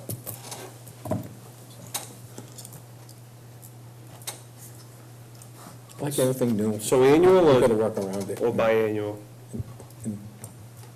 Well, I mean, annual or, Every other year? for the 2 years? They asked for a 2-year extension. And I think it Does the seemed brewery ask for a 2-year extension? that the language that their attorney incorporated is 3 years, 3 with an option of 2. and the Treehouse may request an additional 2 years to install and make operational said pretreatment system. Oh, that's, okay, that's not. So basically, just So it thinking, gives them 2 years to install the pretreatment system that's approved. yeah. I think it's 5 years. We kind of know from all the meetings, talking to them, that this wasn't a, easy process.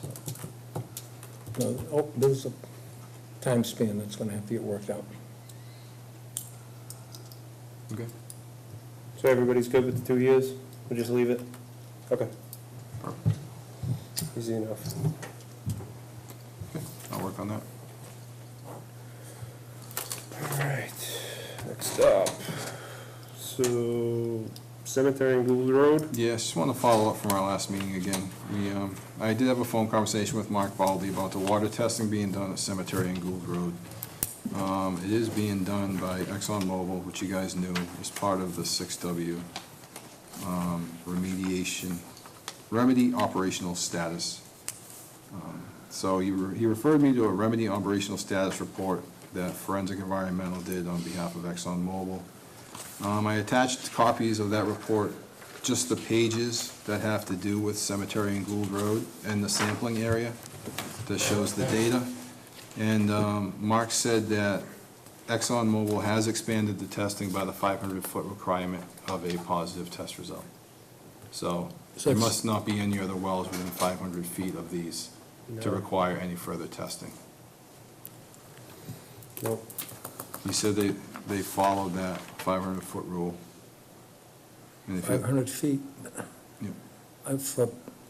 That gets you close to, There isn't, because you're coming up by my house. And no, I know, but it would get you close to the entrance to Bement. You know where Frankie lives, young Frankie. Yeah. so I don't know if he's being tested. He said they're following the 500-foot rule, so Okay. I'm guessing that. I guess, Peter, is, if they've been doing the testing, why haven't they included in the monthly reports that they give us for Charlton Center?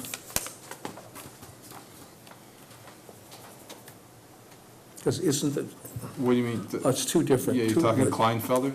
Yeah, information? yeah, I actually, see, it's two different accounts.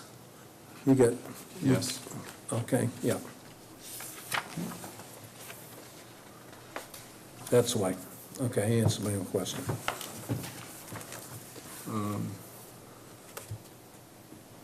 As far as installing a water line, he said we could have that conversation with Southbridge. but, it seems like for the amount of properties that are there, it would be very difficult for water quality issues to get water down there. Unless it continues to grow. Unless it continues to grow. Yes. So, again, this report was, I believe I printed, yes, I did print the first page. So this report's dated September 30th, so it's the most current one. It is online on the DEP's website, so it does cover a lot more information than that, but I did print out the relevant portion of that report for Cemetery and Gould Road. There's a map that shows the properties that are affected. Well, and Camp Ament's public water supplier, so Yeah, I don't know if they're doing that, because they're really not open, are they? I don't know, I thought They were if they're open, but they're not. it serves more than 25 people. But the camp's not open. It's been closed. Yeah, if they were open and they were, No, the St. Mary's camp, yeah. oh, that's a different, the Coptic Yeah. church. Yeah, the Coptic Yeah, church. they. Yeah, not the they- Camp Event, sorry. The Coptic, right. So, But they've had hits on their own. They should have been doing 500 feet from there, correct. Who's the that? Coptic church. Well, the only downfall then again, I believe they have. If you look at the map, they got 500 that's how feet they, in their own that's how they property. ended up where they are. Yeah, the Coptic church is east of Gould Road. Does something trigger 1,000 foot, or is it just keep, the 500 is like the, I don't know that. it's just because there's a natural buffer there, that 500 feet's gonna stop it no matter what. Yeah, It- I believe so. You know what I mean? It's just, there's 4 houses on that road, there's Maybe, train tracks and maybe woods. if the quantity goes up higher than it's currently getting and goes over the 70 parts per million, they will require it to go further, but, or 70 parts per billion. Because what is it, 35 parts per billion or million is acceptable? No, it's anything under 70. 70. 70 is the number. Per our agreement or for No, State. the state? Okay. Yep.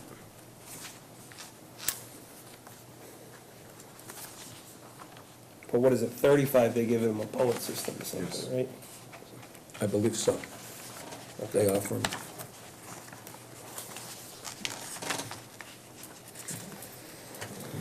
Okay. Something that mentions what you're talking about. Oh, yeah, yeah. 2016 groundwater sample collected by the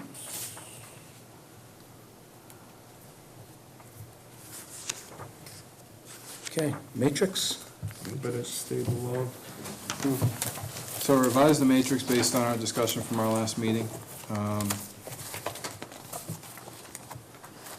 I know a couple of commissioners referenced maybe a couple of things they'd want to add. I just don't know if it wants to be on here or not. And then maybe I was hoping you guys could rank your top 7 that are on here, or that you want to, if you want to add an item, and we take those and figure out what the top 5 are collectively, or top 7, and make that our goals and objectives for the remainder of the year. That way there I'll have some clear direction on what you guys really want me to primarily focus on moving forward, and make sure we can get that stuff done. Remainder of the year, it's November 6th, this is government, we slow down now. Fiscal for the year. rest of the year. We're gonna pick back up here in January. We got 3 more meetings? Yeah. No, remainder fiscal year, sorry. So through June 30. Okay, all right. We got recess coming up here pretty soon, yeah, I gotta go back and campaign. Did you say that you got some other items people wanted to add on? I know Mr. McKenzie referenced policies and procedures, and I think that would be something that should be on here. I don't know if any other members had anything other than what's here. And then again, if I could just prioritize them to know, like I said, what to keep on top of the pile, and keep that moving forward over the next 7 or 8 months. Hopefully we can get some more stuff accomplished. The ExxonMobil stuff, the water line is probably, I think, at 90% design, at least the school loop. So that should just be maintaining over the winter until they start spring construction, and then probably everything's gonna break open. Has that gone out to bid yet? I don't know if they've put that out to bid yet. Remember, that's not, It's ExxonMobil, I realize that. okay. The Casella loop is probably at just over 30%, so they're gonna be working on that and try and get that out to bid, so that can happen in the spring. And the pump station, I think, is probably right around, I think they say it's at 90, but I'm not sure I believe it, so. The hydrant at the bottom, Berry Corner, that's live, is it not? Hydrant, that's all. No. It's off the new 16. They ran a pipe under there when they did the 169 paving, so they wouldn't have to dig it up. So I'm not sure if that hydrant is live or not, because the pressure in that line is right at like 180, I believe. Yeah, So it may be. okay. Well, it's bagged out, that's why I asked. It's bagged out? Then my question, then it's probably not, if it's bagged, it's probably not live, right? It's off. And they probably did that, like I said, they put that line underneath the road. Because actually, we just had a discussion on that, because the pressures at the Berry base corner, the pressures, the hydraulic model is coming up way high for pressure at the, because it's right after the pump station at the base of Berry Corner Road. They did reference that hydrant. And my guess right now is that that's on the line that was installed under 169 when the paving was done, so they don't have to dig it up again. I believe so. Yeah, they brought it off the road. So I had it on 3, the water master plan. Number 4 kind of ties into that, so we can't really do 4 until we've completed the master plan. Correct. And I guess we need to find out where we are with Beta. Beta's working on that, and they gave you a time frame of having all those items completed by March of 2018. So, I think probably the first of the year, we'll have them come back, give us an update of what they have accomplished, and we can just hopefully cross some stuff off of their list and see what they have remaining to do, and make sure they're still on target for March of 18. and then the Casella water line, that kind of ties in with number 8, with the grants, which, Not really, because the Casella water line is being paid for, not by any of our grants. The Casella water line is being paid for by Casella, Southbridge, and the DEP. I thought it was from Charlton. I apologize. They took, there was a $6 million bond bill that was approved for the town to find its own water supply. They took $1 million of that to put towards this project. Okay. That doesn't affect the 4 grants, or 3 grants. So, yeah, there's 3 grants plus that bond bill. And number 7, the sewer rate study Yes. is ongoing. Well, that was completed. Again, you voted the first increase of 9%, and you talked about doing 9% a year for the remaining 2 years. It was the water one that's on. No, we talked about, Well, the water one hasn't it would be, started yet, each year it'd be considered, Correct. yeah, But I think you need to keep it on your, Right. by all means. you need to keep it on your radar, because Yeah. as you look at where the plan is and some updating that might need to be done, or you might want to invest some money there so that you can fix some smaller issues that might be happening now, so it doesn't turn into a big, all-inclusive rehab of the plant. There's a lot of stuff there that's been there for a long time, that if we can kind of take small bites at the apple, maybe we can get a couple of sources of redundancy, so if one thing goes down that's been there since 1982, we use that as the backup for the new thing that we can install, and just kind of come up with a phased-in, I guess, rehab of what needs to be done at the plant, and kind of just keep that on target, that's all. And without doing betterments or doing anything like that, if you increase the rate, hopefully your retained earnings are enough, you can come up with $300,000 or $400,000 a year to reinvest on our own. That was my goal for keeping that. And I think that might be why the consultant came up with a 27% recommendation to increase the rates. Usually a system doesn't increase every year, Right. doesn't skip 9 years. On number 12, policies and regulations, I think that's where you were referring to procedures as well. Is there a way that we can get some sample ones from other, Definitely. Yeah. because that might help us? Yep. And I can send you some stuff. I was on the website, so there's a few, but if you have some. Yeah, I can send you some construction standards and some regulations and. So we have really good sewer bylaws, we just need to put a couple pieces into it, you know? And then on 16, the last one, with the permit expired.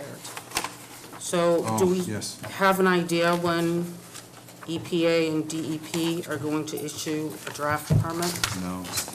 I talked to Steve about that. He said he found out who the permit writer is at DEP. I asked him for the contact information so I could call them, but, I have to get that from him and call to see if they have an estimated time frame for that. So,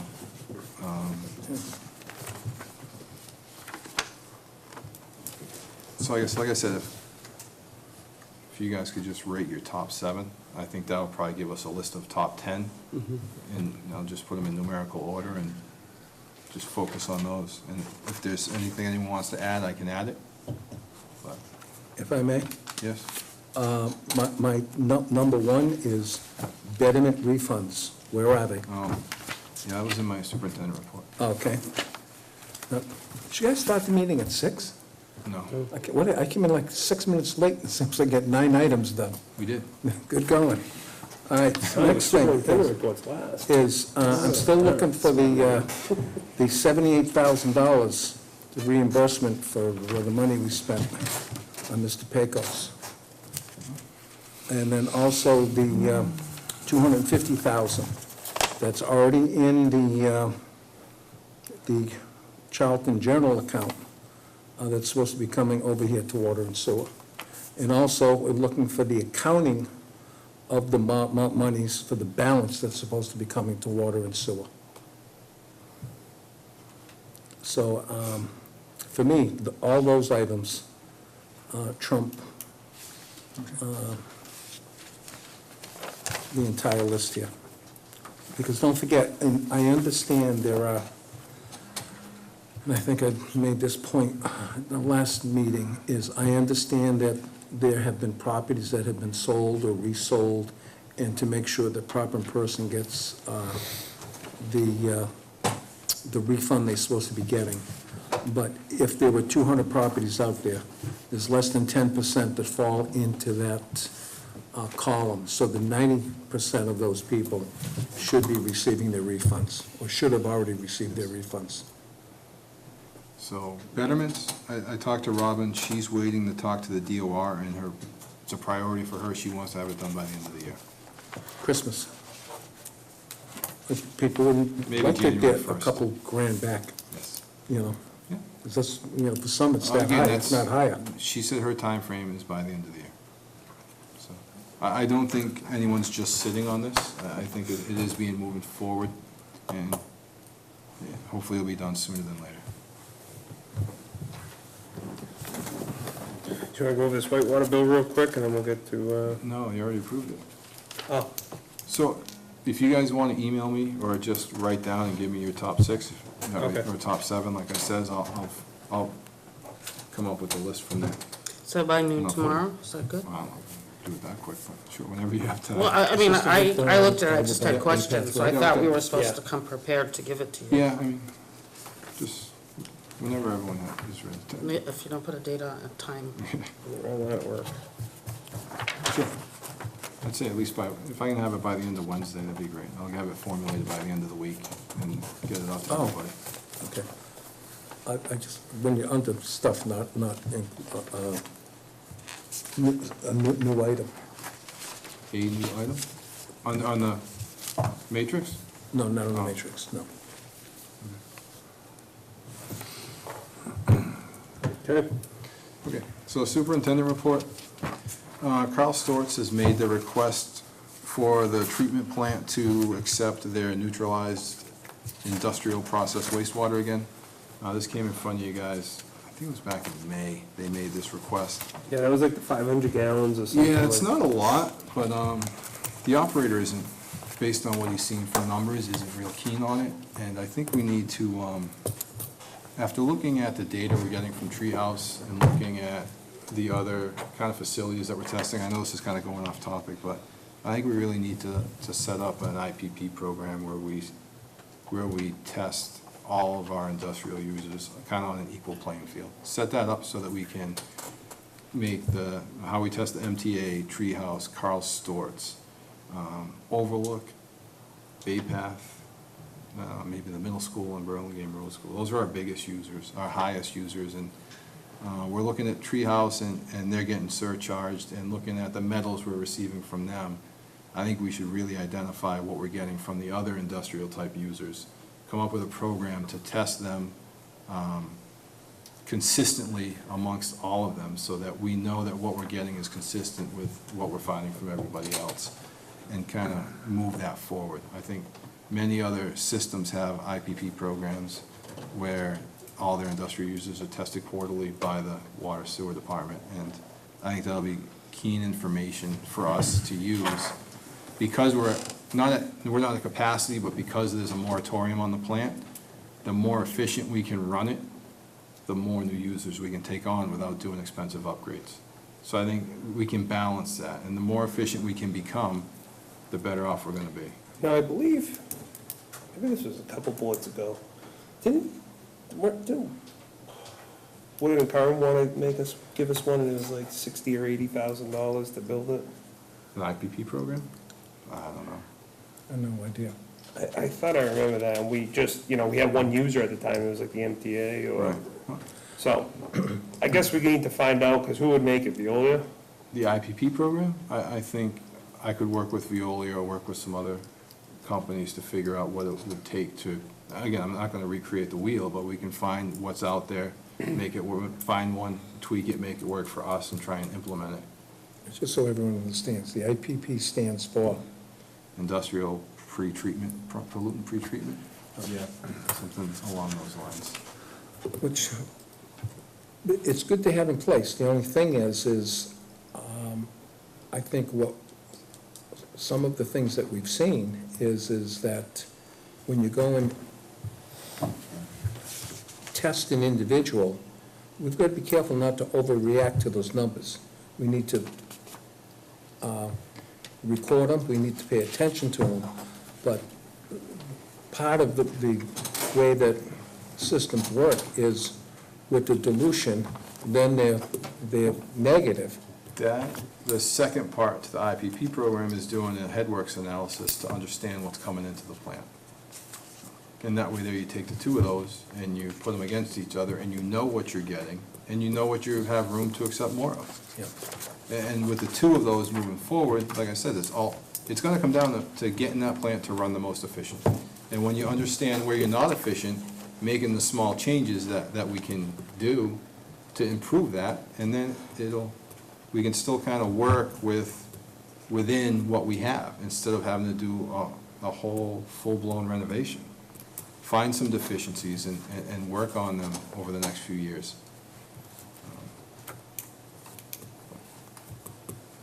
Well, just from my experience in the wastewater business is, industrial wastewaters is classified as a whole separate animal compared to, like, I don't even consider Treehouse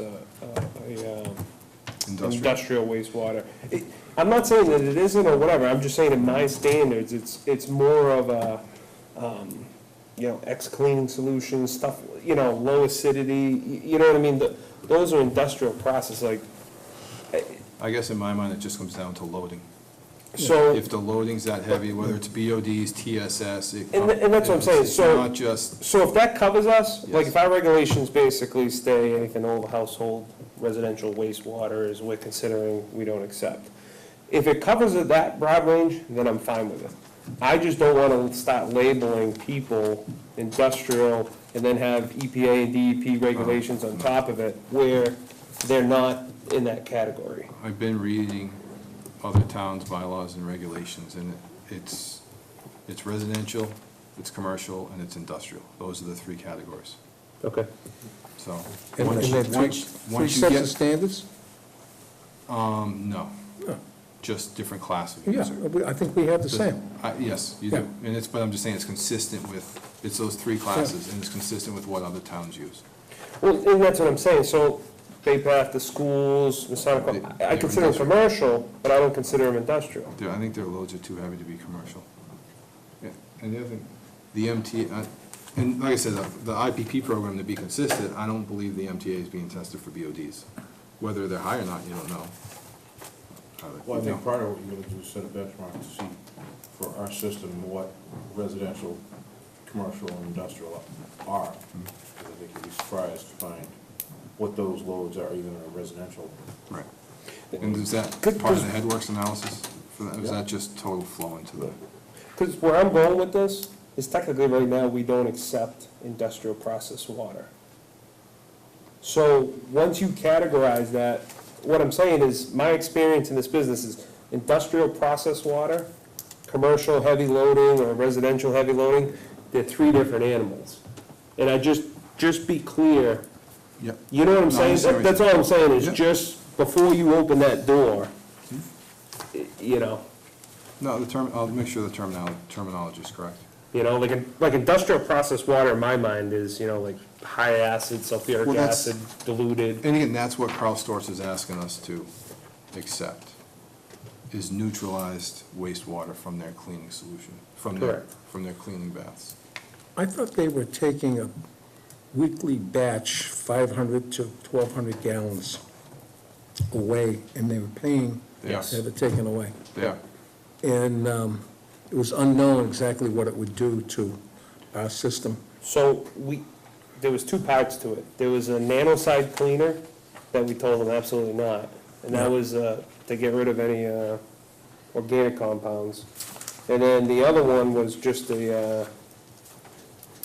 I don't even think it was that bad. It was Everything they were proposing to give us was neutralized. correct.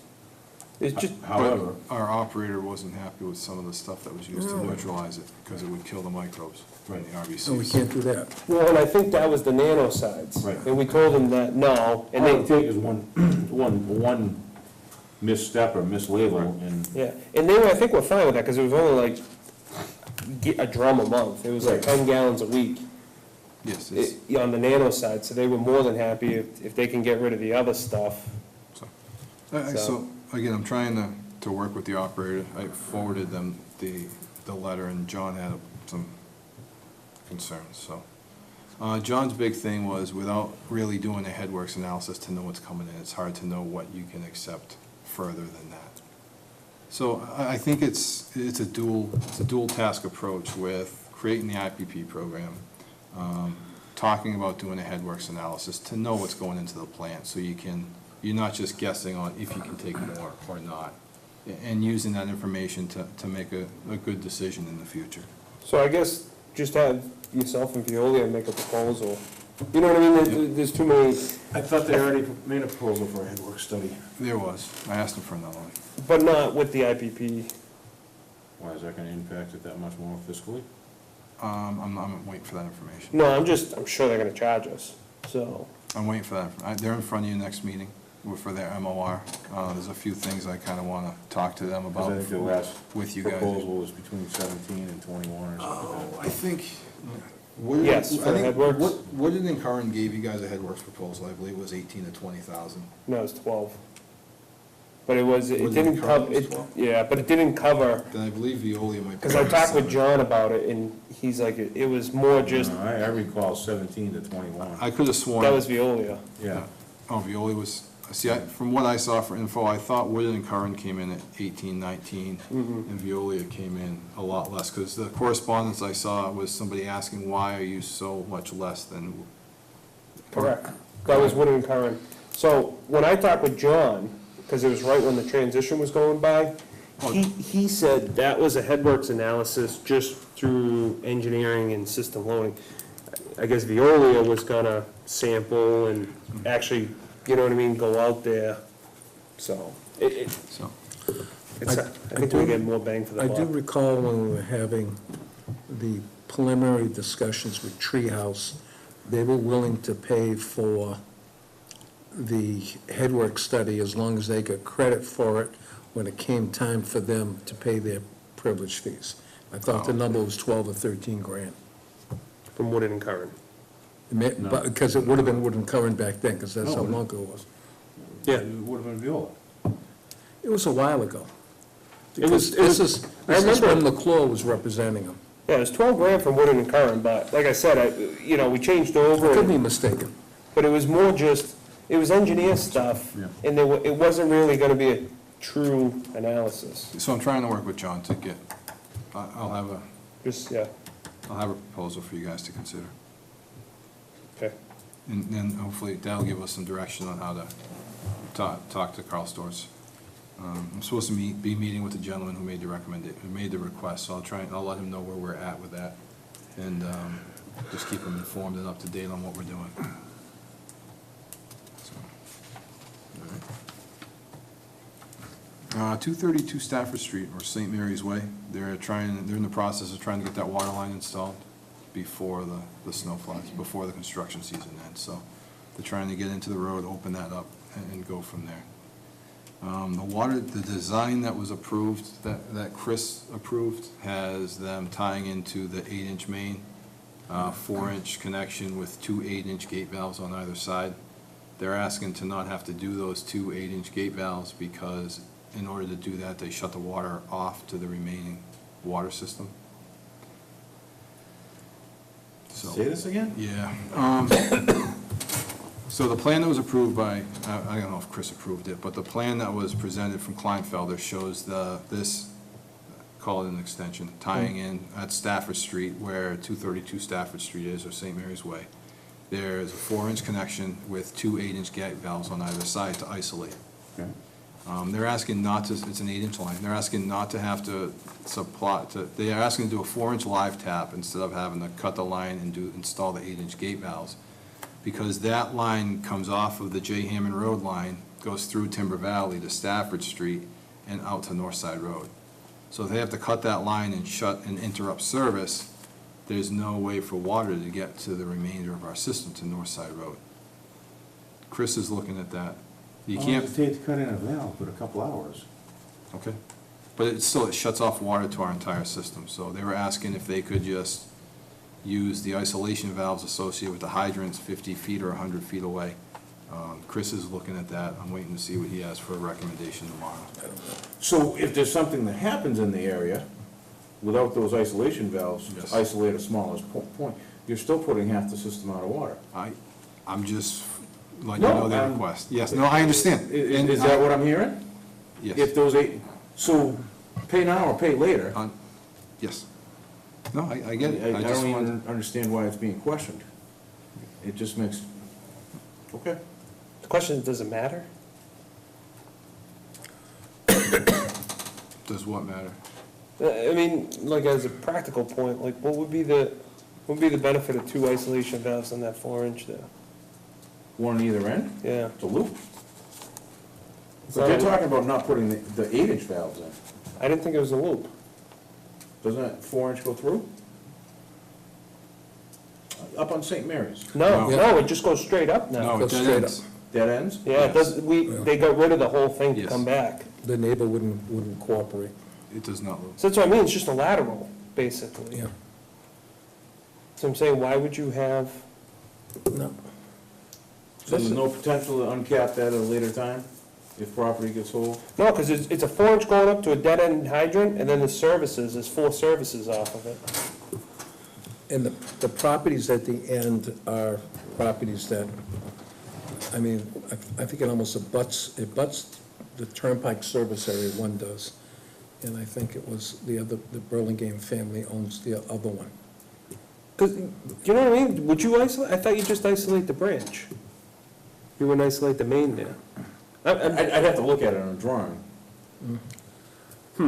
That's a subdivision approved by the town of Charlton. Okay. I don't think the road has been accepted by the town. Is that line installation being inspected by someone from our department? There'll be redundancy. It'll be inspected from Southbridge and from our department. Yeah, I don't know. I really think we should have someone check it, you know, maybe once or twice a day or something, just to go up there and see what's going on, whether it's, you know, someone who knows what they're doing. Well, Southbridge they can't backfill without Southbridge approval.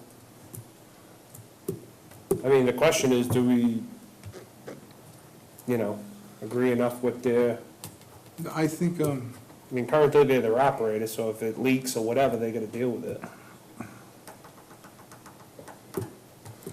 Southbridge's window of ownership is 2-3 years. Charlton's ownership is I agree 100%. 200 or 300 years. So,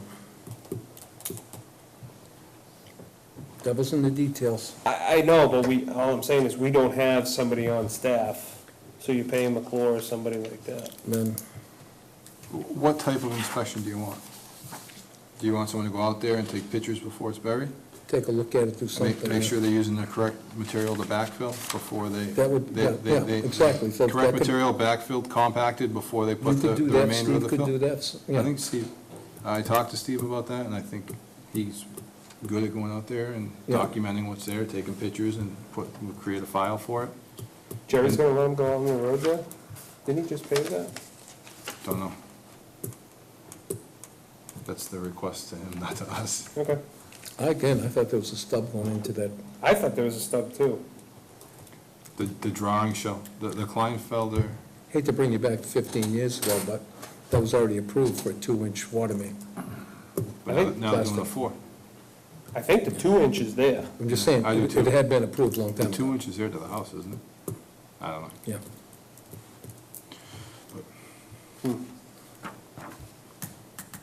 Okay. I'll let you know what Chris gives us for a recommendation moving forward with that. We talked about betterments. So we have the book of grants from Robin. The first grant's a community compact grant for $25,000. 0 has been used on that.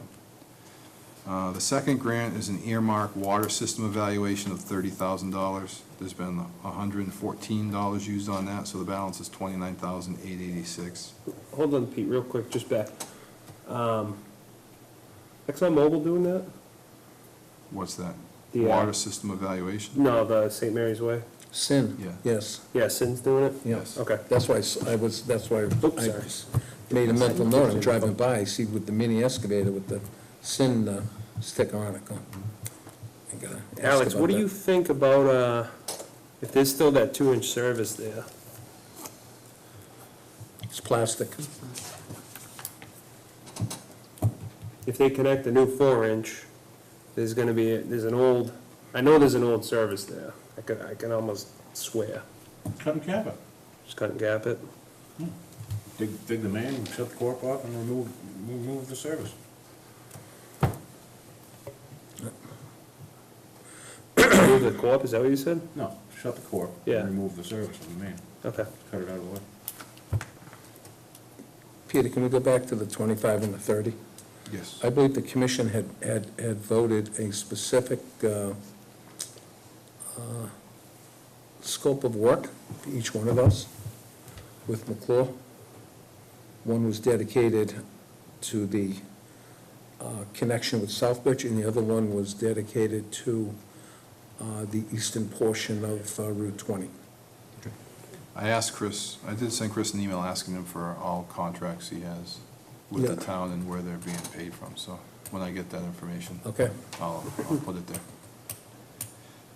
He's been out for the last couple of weeks, so.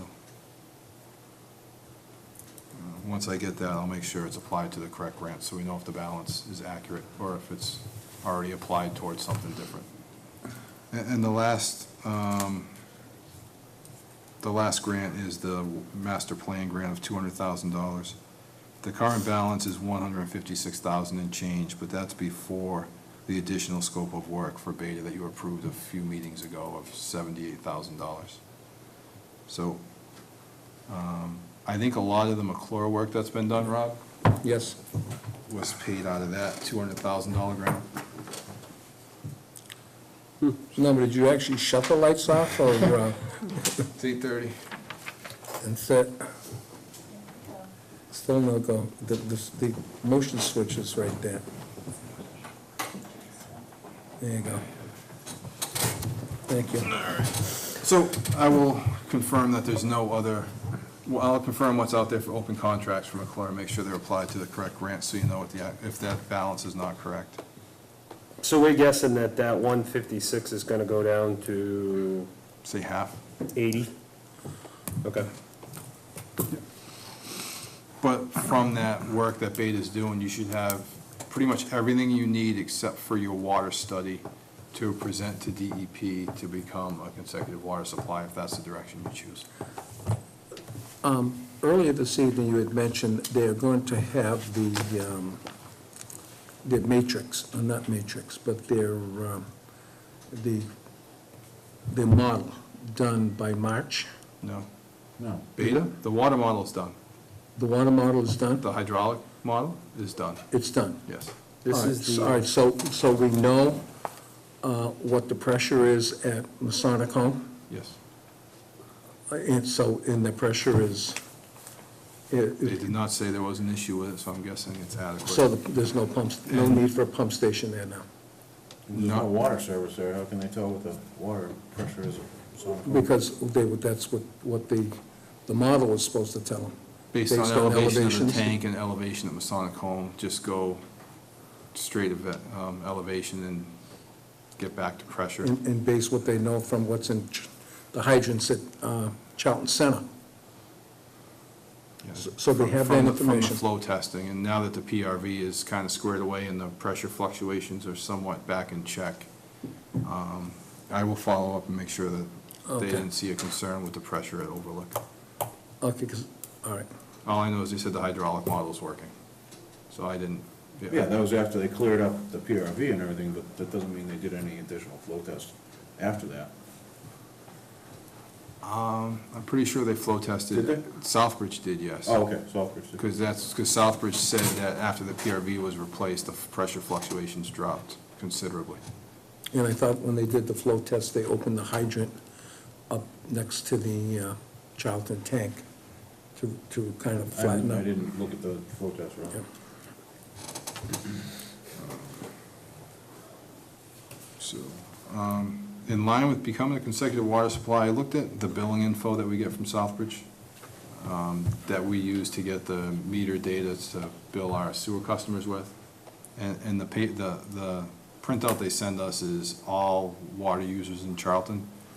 So I took their water usage in cubic feet for each metered user they bill, and I took each total bill that they get for that, including charges, base rate, surcharges for meter fee and fire flow, and I kind of did an Excel spreadsheet and added them up. There you go. Based on those numbers, I think it was like 1.4 million cubic feet per quarter. And our cost for that on the base rate of $3.27 per 100 cubic feet was like $52,000. And if we were to take and just bill those customers based on what Southbridge does and collect at their current rates, it was right around $104,000 or $105,000. So you're looking There you at. go. There's your water study right there. There's your 50,000, you make about $50,000 a quarter before Overlook connects and the other new users. Nice going. Overlook will increase you by approximately $13,000 a quarter as well, just them alone, based on their 40,000 gallons a day. Real general numbers, I'm pretty sure it's accurate. I double-checked the numbers today, so just something to consider, just something I was kind of playing around with to see how the numbers work out preliminarily. So say that again? So you got, So when you look at Southbridge's billing information, Yep. it's cubic feet used per quarter and the amount they bill their customer. So I didn't break it down. So there's a base meter fee, and then the rate increases after 500 cubic feet, after 3,500 cubic feet, after 5,000, 10,000, and 100,000. The rate Yep. increases. So I took what they charge them, and I think their total charges for the total water usage was over $100,000. okay, If our agreement to become a consecutive water supply is there's one bill, there's one meter Yep. at the pump station, and we pay based on the cubic feet that goes through the pump station at their base rate of $3.27 per 100 cubic feet, our cost would be just over $50,000. okay. So you're looking at making approximately $50,000 a quarter with current customers only. And with probably an estimated cost of $100,000 to $150,000 a year to run a water department down there. You know, preliminary, back of the napkin math, Yes. you're well within, well, you get a surplus of $50,000. But then you have to take into account that you need to operate the system and have money for repairs and. Well, that's what I'm saying, so- There's more to it than just this quick calculation. Correct, I'm just, Just, yeah, what I'm saying is that the numbers are favorable. at first glance, yeah. They're enough to warrant Yes, further discussion. further discussion, exactly. So is 1.4 million cubic feet or 1.4 million units? Cubic feet. Cubic feet, not Yeah, units. no, they bill by cubic feet. So, like I said, they, in their billing structure, it shows you how many cubic feet were used per customer.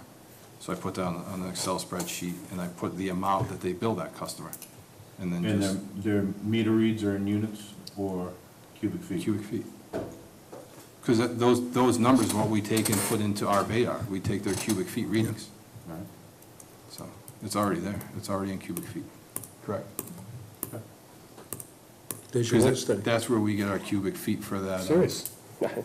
For our sewer billing, we take those numbers and back into cubic feet, and back into the cubic feet used.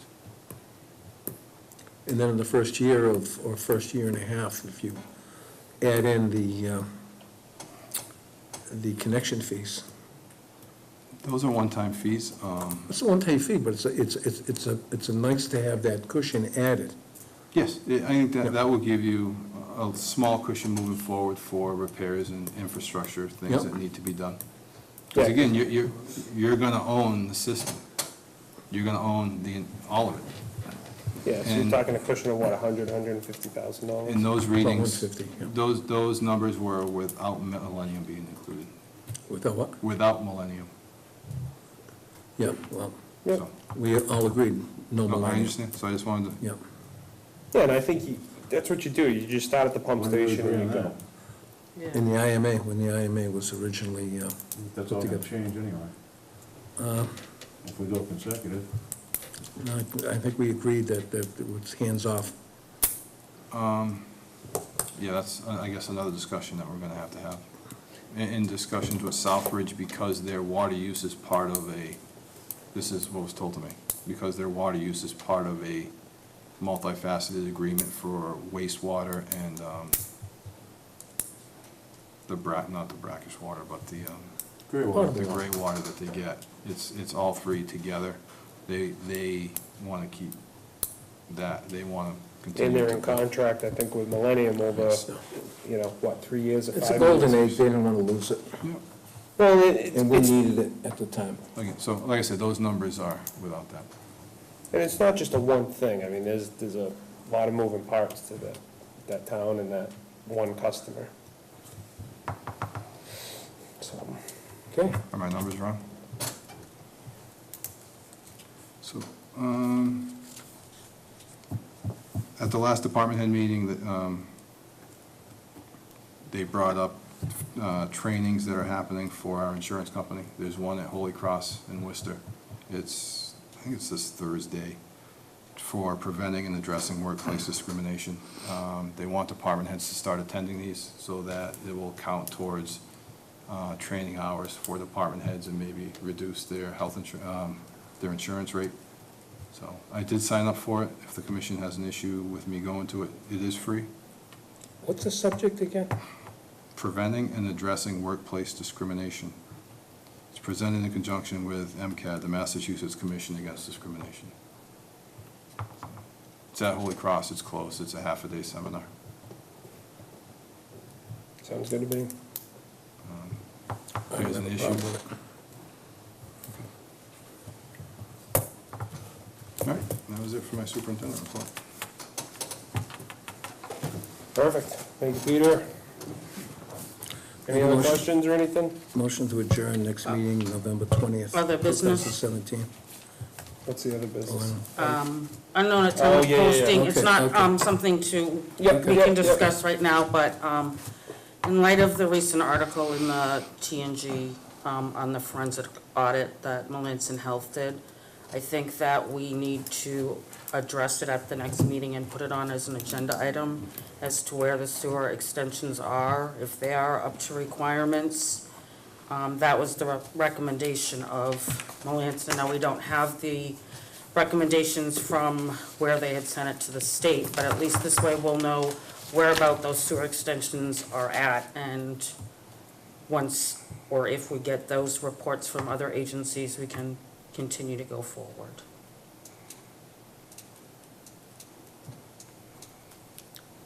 Did you read the first few paragraphs of that report? Yes, I did. Yeah. Did you hear what he said about the information that was within the articles? Yes, About the authenticity of that information? yes. You did. Okay, we're gonna discuss that as well? It's entirely up to whatever anybody wants to Okay. discuss. It's just, I was embarrassed and disappointed that after 15 years, this was still brought up. And people in the town are looking at this board and they think what people are telling me is that they think we're a joke. So I want to be a little bit proactive and throw it out there just to make sure that we're doing our due diligence to the community and to the townspeople that voted us on this board. I mean, nothing might come of it, and it might just be, okay, great, but I want to put it on for an agenda item for next meeting on the 20th. And I have that right as a commissioner.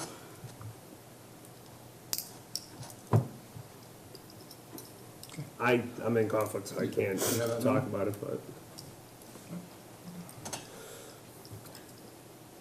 Well, never mind.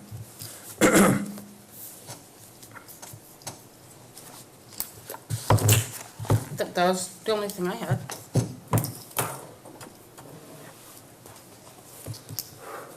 Okay. Next meeting, November 20th, 2017? Yes. Okay. Like to make a motion to adjourn? I'm sorry. Second it. Real What? quick. There's a PRV pit on Oxbow Road. Yep. That's been previously repaired a few years ago. I guess the cover got torn off, the box is a mess. So they plated it with steel plate and they concreted over it. Well, the concrete's worn off, the plates are still there. I have a quote of $1,200 to refix it, get the plates back where they belong and re-cement it. I know you guys with Steve told him $2,500, but it is water, it's not sewer. I just want to make sure that you guys are okay with that. We have the money in there? I'll have to find it. There is a capital outlay account that has $28,000 in there. You did just vote to spend 15 of that on the Whitewater bill, but this is small enough, there's still money in there. And then the only other issue is if we use that capital account to pay for the hydrant, when we get reimbursed for that, that'll come into the town and go right back to the general fund. So if anything, maybe we can get reimbursed for that at the annual town meeting to get that capital outlay account back to where it was. That pit is in a real precarious location, because it's right at the driveway cut to that business that's there, and the driveway actually goes up. So what happens is the road is crowned, so it goes down and then up, and then that's where the pit is. It almost seems like the never-ending story, though, with that. I think this is the third time being fixed. It should be fixed, without a doubt. We have to protect what's there. This is the most economical way to fix it for now. Yeah. I think if water gets turned on that east end of town, you're gonna have to use that PRV to, if you go that far down, to adjust the flow and use it as intended if needed. So I think if we do this now, and then if you have to get in there and use it and operate it, you'll have to fix it the right way and make sure there's a box on there so you have ease of access to it. But for What now, condition is the pit in now? my understanding is the cover got ripped off, so there's no way to, and the box got kind of destroyed. Is there any material besides the pipe and the PRV inside the pit? I don't believe so. I believe the last time they did this, I believe they cleaned out the box, they just couldn't get the cover to seal because the box was so, I guess, mangled. So they just they must have cut back the pavement, plated over the pit, and then Right. cemented over that. This lasted 3 or 4 years, I Or believe. maybe longer than that, I think. It's in the right of way, right? It is in the right of way. Who's doing it for $1,200? If they gotta get a detail. You said you had a quote of I $1,200. have Jennings, the same person that did it last time. 508 Construction and Property Management. Yep. That's, In and out? So I just wanted to present that and make sure, again, I know, Steve, you guys had a number of $2,500, but if there's no concerns, I'll just get this fixed before the weather changes. Yep. All right. Thank you. Okay, you all set? Yes, sorry about that. No problem, it's all good. Okay, make a motion to adjourn. I'll second it again. All right, all those in favor? Aye. Aye. Perfect.